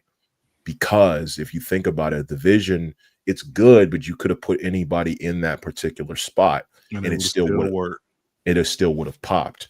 when he had the Authors of Pain and Buddy Murphy, that was cool, but it really went nowhere. It didn't elevate anybody. When he was in the Shield, that elevated him and everybody else around him. So he was a standout. I mean, he was the Big Bang, right? Yeah, I mean, but everybody was looking at Roman for like, you're going to be the guy, but Seth's not going to be too far behind. But if you really think about it, we wanted our modern day Shawn Michaels, and we got it with Seth Rollins. It's just that people started to reject that idea because the more that he was expressive about what he believed in, fans started to kind of shift a blind eye to that. And now with Braun Breaker breaking out of his shell and moving away from that, I gotta say, if you're going to give Braun Breaker something to do, Elimination Chamber, he needs to be in the Elimination Chamber match, and it needs to come down between him and Brock Lesnar. Now we get him and Brock. Yeah. Now we cooking. Now we cooking. Now we cooking. Now my question is, did Paul Heyman take his dap back?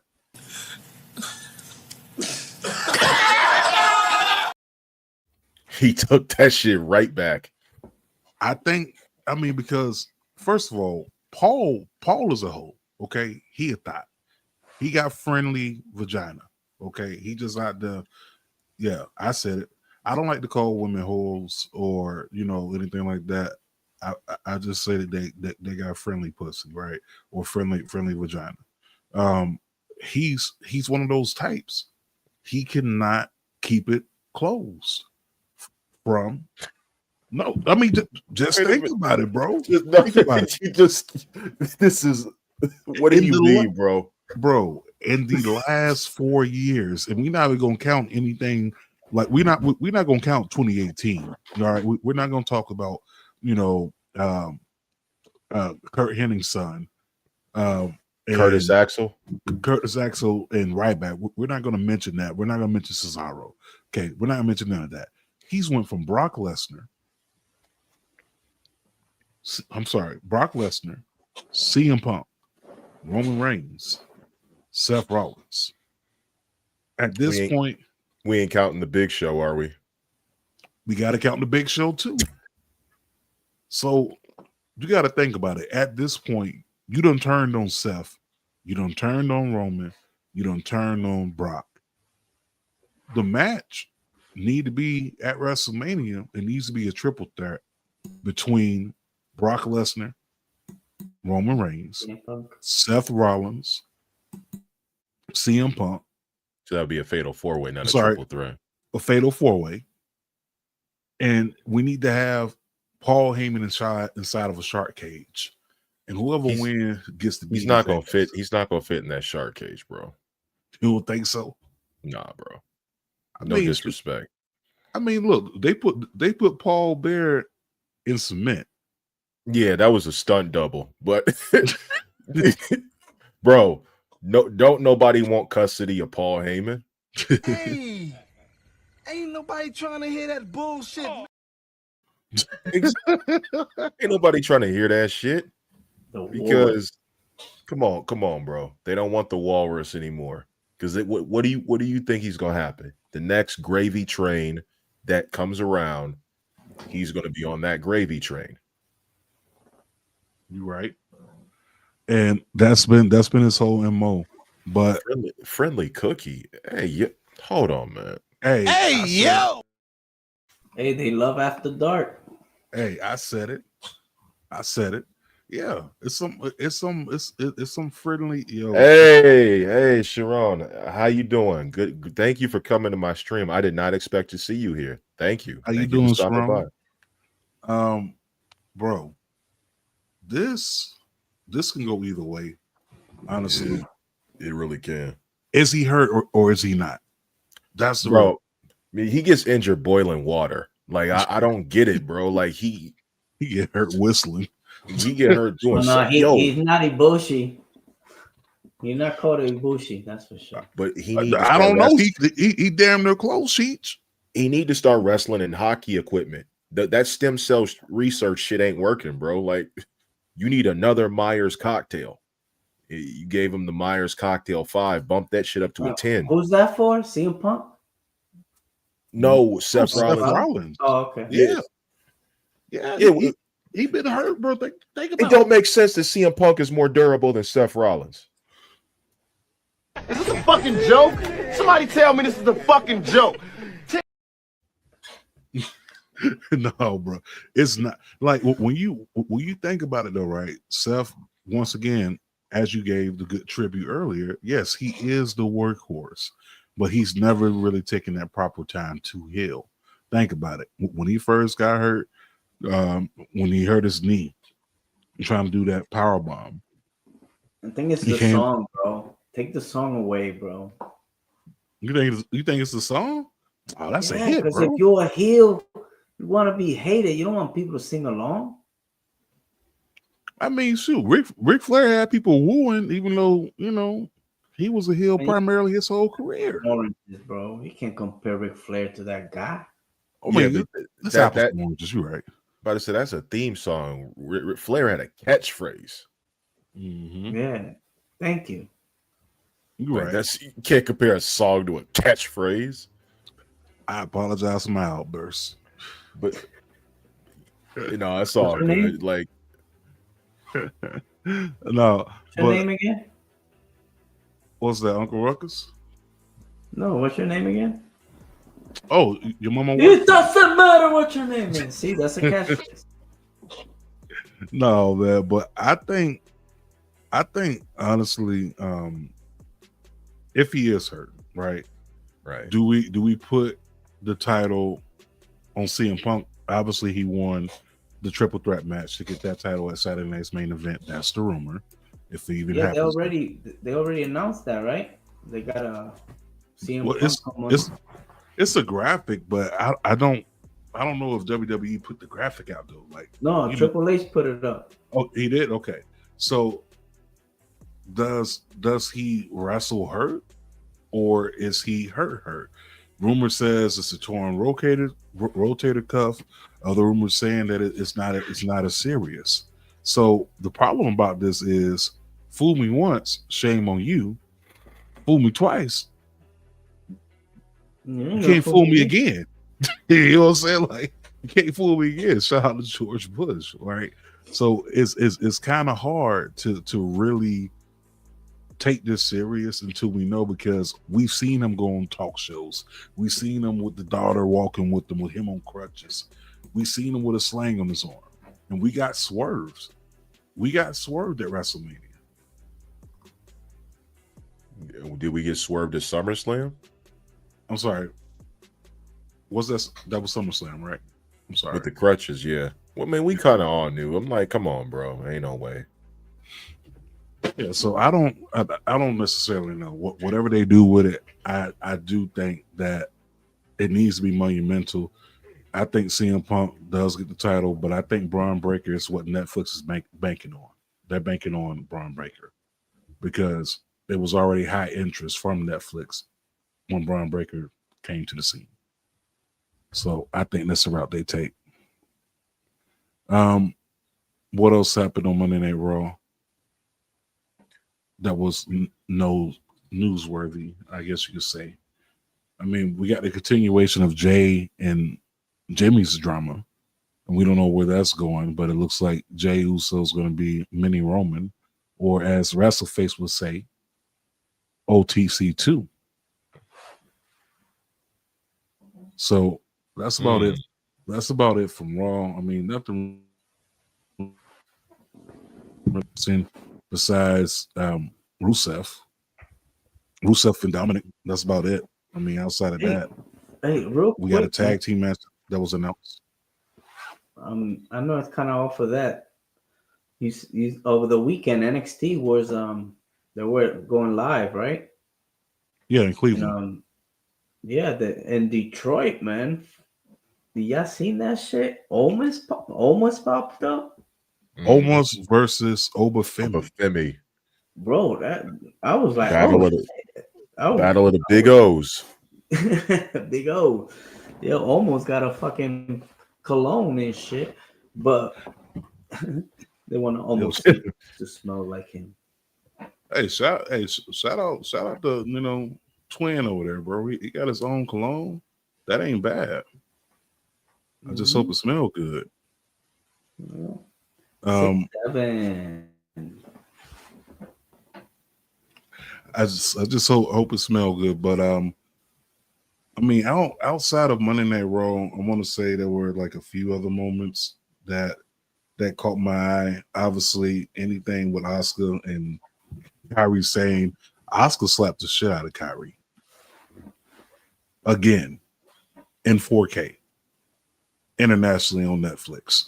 By the way, Monday Night Raw was #1 as of yesterday on Netflix USA. And far as top 10, let's just go ahead and put that out there. But no, outside of the Asuka and the angle, obviously Rhea versus Kairi Sane, which Rhea Ripley goes over inside her hometown. Lyra and Bailey is cooking. I don't know what they really doing with Bailey's character. I know it's a split personality, but do you think it's time for the hugger to come back? Fuck no. Why not? Because I want to see Crash Out Bailey. I don't want to see no damn hugger. Okay, so what if we get like a Two-Face type of thing? Harvey Dent and Two-Face. So what they could have, or they could do the thing where, yeah, they could do that, or they could make it a split personality where she is the hugger, but then like there's like a trigger word that makes her turn into a fucking Crash Out. So like Festus. But we didn't see that with R-Truth. Yeah, but what happened with that? It was really R-Truth's decision. He didn't want. I guess after they started it, he was like, you know what? Nah. I mean, why switch it up? It's been like this for the longest. I think they more gave her Naomi gimmick, you could say. You can give it a Naomi gimmick, but I would rather her. Okay, I would rather her come out as Ponytail Bailey, Hugger Bailey, but whatever the trigger word is, as Dallas said, she transfers to Crash Out. Kind of like Festus when the bell would ring, right? No, kind of like AJ Lee when people would call her crazy. Yeah, that right? Yeah, like, we need some of that, because I need shock factor. I need wow, and I think bringing back Ponytail Bailey with that element to it, it brings her to another level. You know what I'm saying? Because now you're getting the best of both worlds. You get what you fell in love with, and you get what you love now at the same time. But Raw was decent. NXT was even more decent. Matt Cardona, first time ever as Matt Cardona wrestling in NXT. That man had a Road Warriors pop on NXT. Deafening pop, bro. It's just good to see him back, where he belongs. You know what I'm saying? In a wrestling ring and in front of lots of fans who love him. I just feel like he's been undervalued, and seeing the resurgence of him on the indies, I love it. Belt Collector Cardona was special. Yeah, Belt Collector Cardona had down there. He had the AEW Absolute Championship. He had the Intense Championship.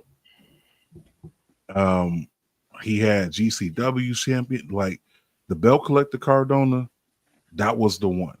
But I think that he's done. I mean, you can never do it all on the independents, right? Because there's always something new. There's always something new in the side, and you can never do it all.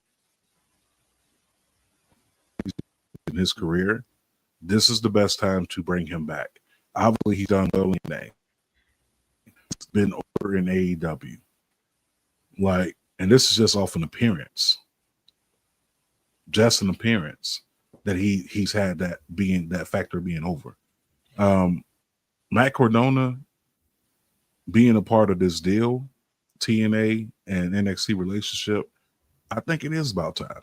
I think Matt Cardona does need to possibly either sign that deal with TNA and still be involved with the whole entire WWE relationship, where he's still freely to work his indie dates, or he can sign a WWE contract and be closer to his wife. That could work. He got options. Yeah, he got options, just like Santos Escobar. No, but Mike Cardona, he got different endeavors. You know that he get money coming out of the toys. Now you got trading cards, bro. He made sure he got a top card out of that moment. So he sells water to a whale. Yeah, he's marketable right now, and like you said, he has his hand in every pot. Bro, that match, yeah, he wrestled Karrion Kross, right? Last Friday. Yeah. And the match didn't last 3 minutes, but before the bell rang, he was beating the fuck out of Karrion Kross.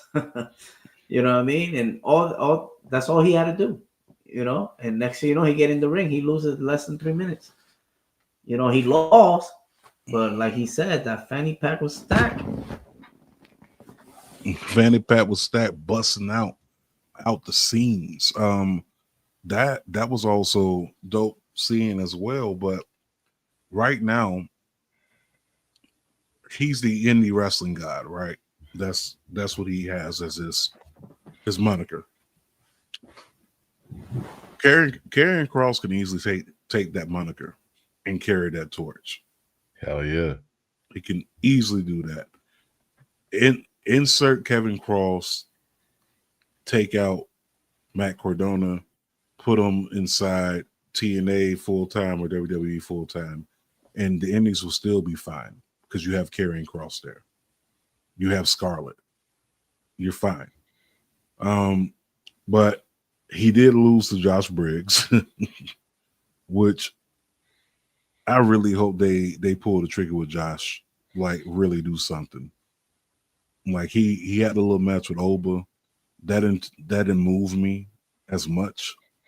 But I think working a guy like Cardona or working some of these veterans like a Tyler Breeze or whatever, like I think that adds more layers to the character for him.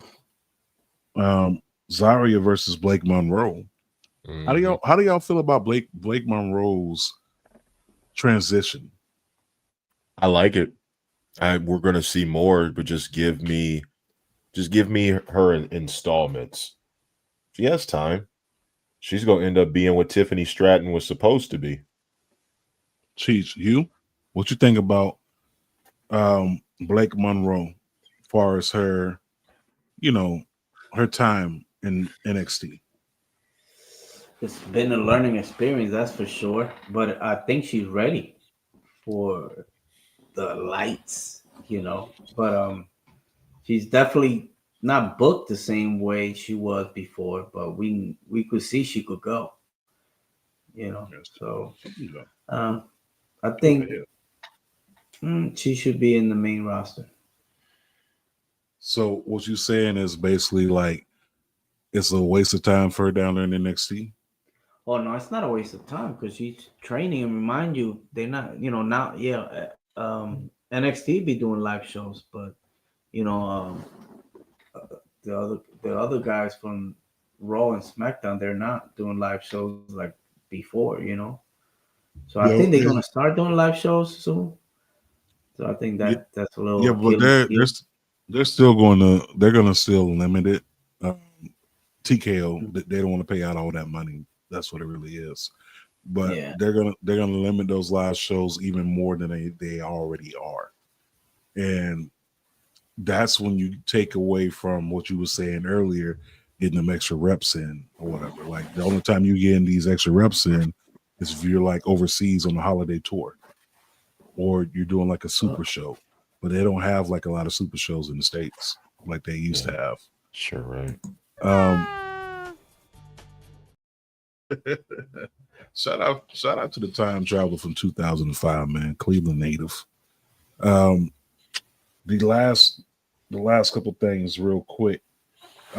We had the battle royal for the #1 contendership for the NXT Women's Championship. Zarya did lose did lose the match versus Blake Monroe, but Sol Ruka did give Zarya her spot to go inside of the Battle Royal. That didn't matter because she still ended up getting eliminated. And we had a Kofi Kingston moment from Maya, aka Kalani Jordan. And someone finally did it. Just kick his feet. Kick the person's feet off the apron. That's it.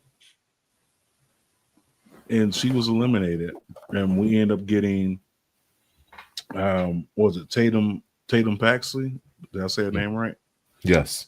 Tatum Paxley ends up winning it. And the bird lady, aka Two Wings, showed up to help her celebrate. So we go on to Halloween Havoc. We get a match announced between Ethan Page and Dr. Wagner Jr. What is the Day of the Dead match, Cheech? What is that? What was that?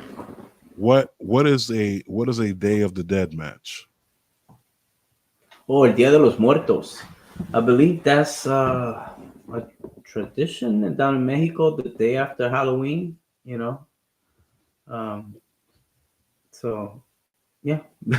It's a Mexico thing, man. No, because I wasn't sure if they're gonna be dressed like zombies or kind of like with the Thunder Rosa paint from You could say, remember the movie Coco? Yep, boom! You took the words out of my mouth. Yeah, yo, there you go. I love that movie. Remember me. Hey, Ernesto. Yeah, yo, that's pretty much the premises of them.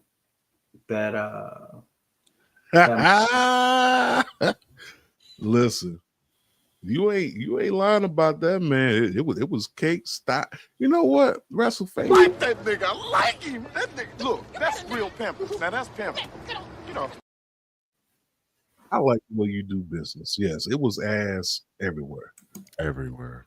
Booker T probably was not able to come home last night. How much I do.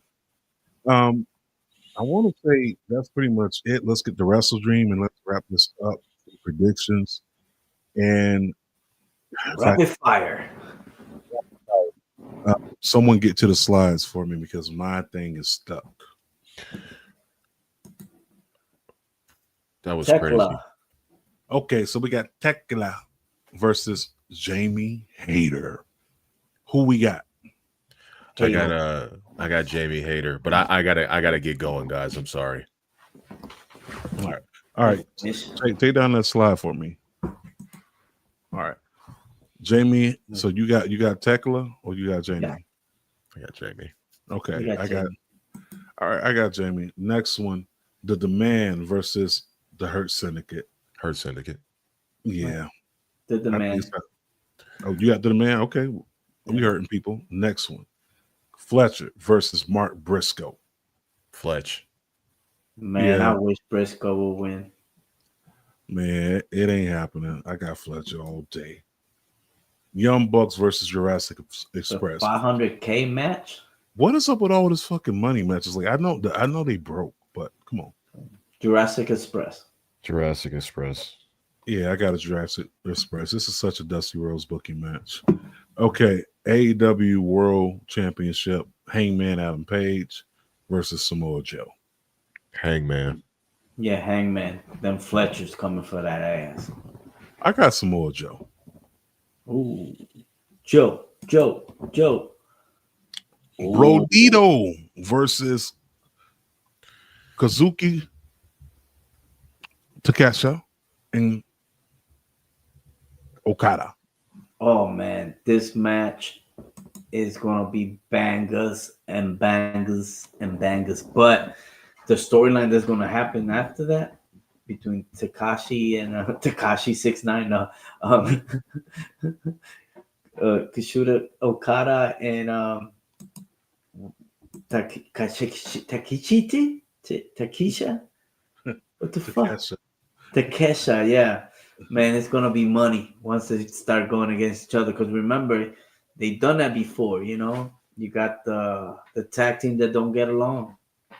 So Yeah, and they're killers. yeah, and Takesha's just won the IWGP Heavyweight Championship. Put respect on that guy's name. Yeah. So I got them. I got Okada and Takeshita. Takesha. Yeah. I'm gonna go with the Dunn Callis family. Let's just make it simple. Oh, word. I quit match. I think John Moxley quits. Do you think the Death Riders gonna turn on him? Not necessarily. I don't Pac, think they're your new leader, or what's her name? Marina Shafir. Yeah, what about if Marina Shafir becomes the new lead of the Dick Riders? I mean, the Death Riders. I don't know, bro. I think the Death Riders has run its course. I think Daniel Garcia was a very too late added addition. But I think for some reason, I think Darby Allin comes out with the win. I don't know how he does it. I don't know if he gets help from the other factions. I don't know if Sting's son makes an appearance dressed as Sting. Like, I don't know. But I just got Darby because what? Didn't John Moxley win the casket match? I mean, the coffin match, I should say. So I think Darby's due for one. All right. Okay, and this match, do you think this match will end the night? Should it end the night? Yes. Will it end the night? I'm not sure. I think it should. Their storyline is a lot more stronger, even though it's pretty much the same thing with Hangman. Obviously, we know Tony Storm needs to be. Tony Storm is literally your money bag, right? But we also need to build stars with Chris Statlander. So I think with this match, Chris Statlander retains. Mm-hmm. So Chris Statlander will retain.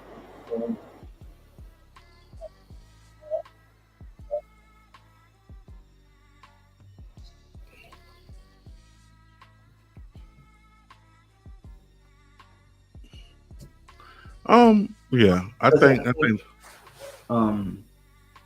Mercedes, she's off. She's not working. Yeah. So I mean, look at she it. got 10 belts. No, but yeah, she's defending a belt on Friday for CMLL, which is going to be streamed on Triller. But then you have a pay-per-view that's going to be seen everywhere, but she's not on the card. I mean, I think she'll be there. I don't think she'll be on the card. Basically, I think she pops up and she stakes claim for the AEW Women's Championship at Chris Statlander, because I think Chris wins the match, and then we have a Mercedes Moné face off, and Mercedes Moné challenged her, and she becomes 11 belts Moné. Well, she just won a belt. Don't she got 11 already? I thought she got 10. She won. She won belt number 10 overseas last weekend. Okay. All right, man. But do you really count the other championship as what? You can even. I mean, yes, no, it depends. To each his own, right? Yeah, I don't know. What you think, Chief? It's about that time. Yeah, let's go. Sound is real simple, B. It says wrap it up. Wrap that shit up, B. Yeah, I want to thank y'all for tuning in, listening, all that good stuff, man. Tell a friend that you told a friend. Y'all pulled up over here to Marks and Mikes tonight. Thank y'all for chilling with us. Look, as usual. Y'all make sure y'all follow, make sure y'all like, make sure y'all subscribe, all that good stuff. And make sure you check out the interview that we dropped just on Tuesday with DJ Ashton Martin. Very dope interview. Go back and watch it. It is available on YouTube. It's available if you go back on the Twitter page if you want to watch it live. But yeah, make sure you definitely check in. Go check out the interview.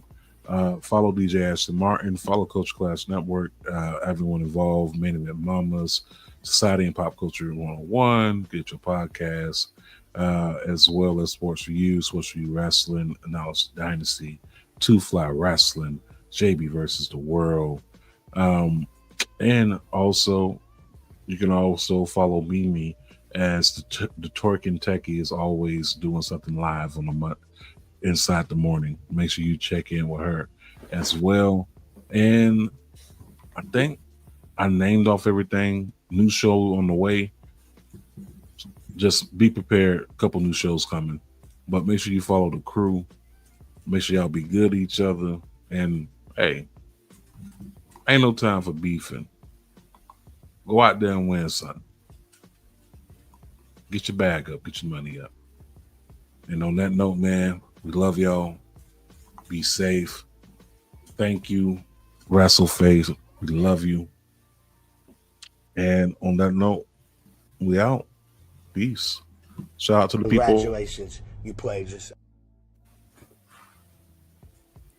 Yo, shout out to Marmar inside the comments as well, man. But yeah, we are up out of here. We will catch y'all. Y'all be safe.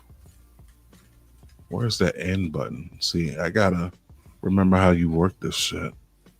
All right. I got you.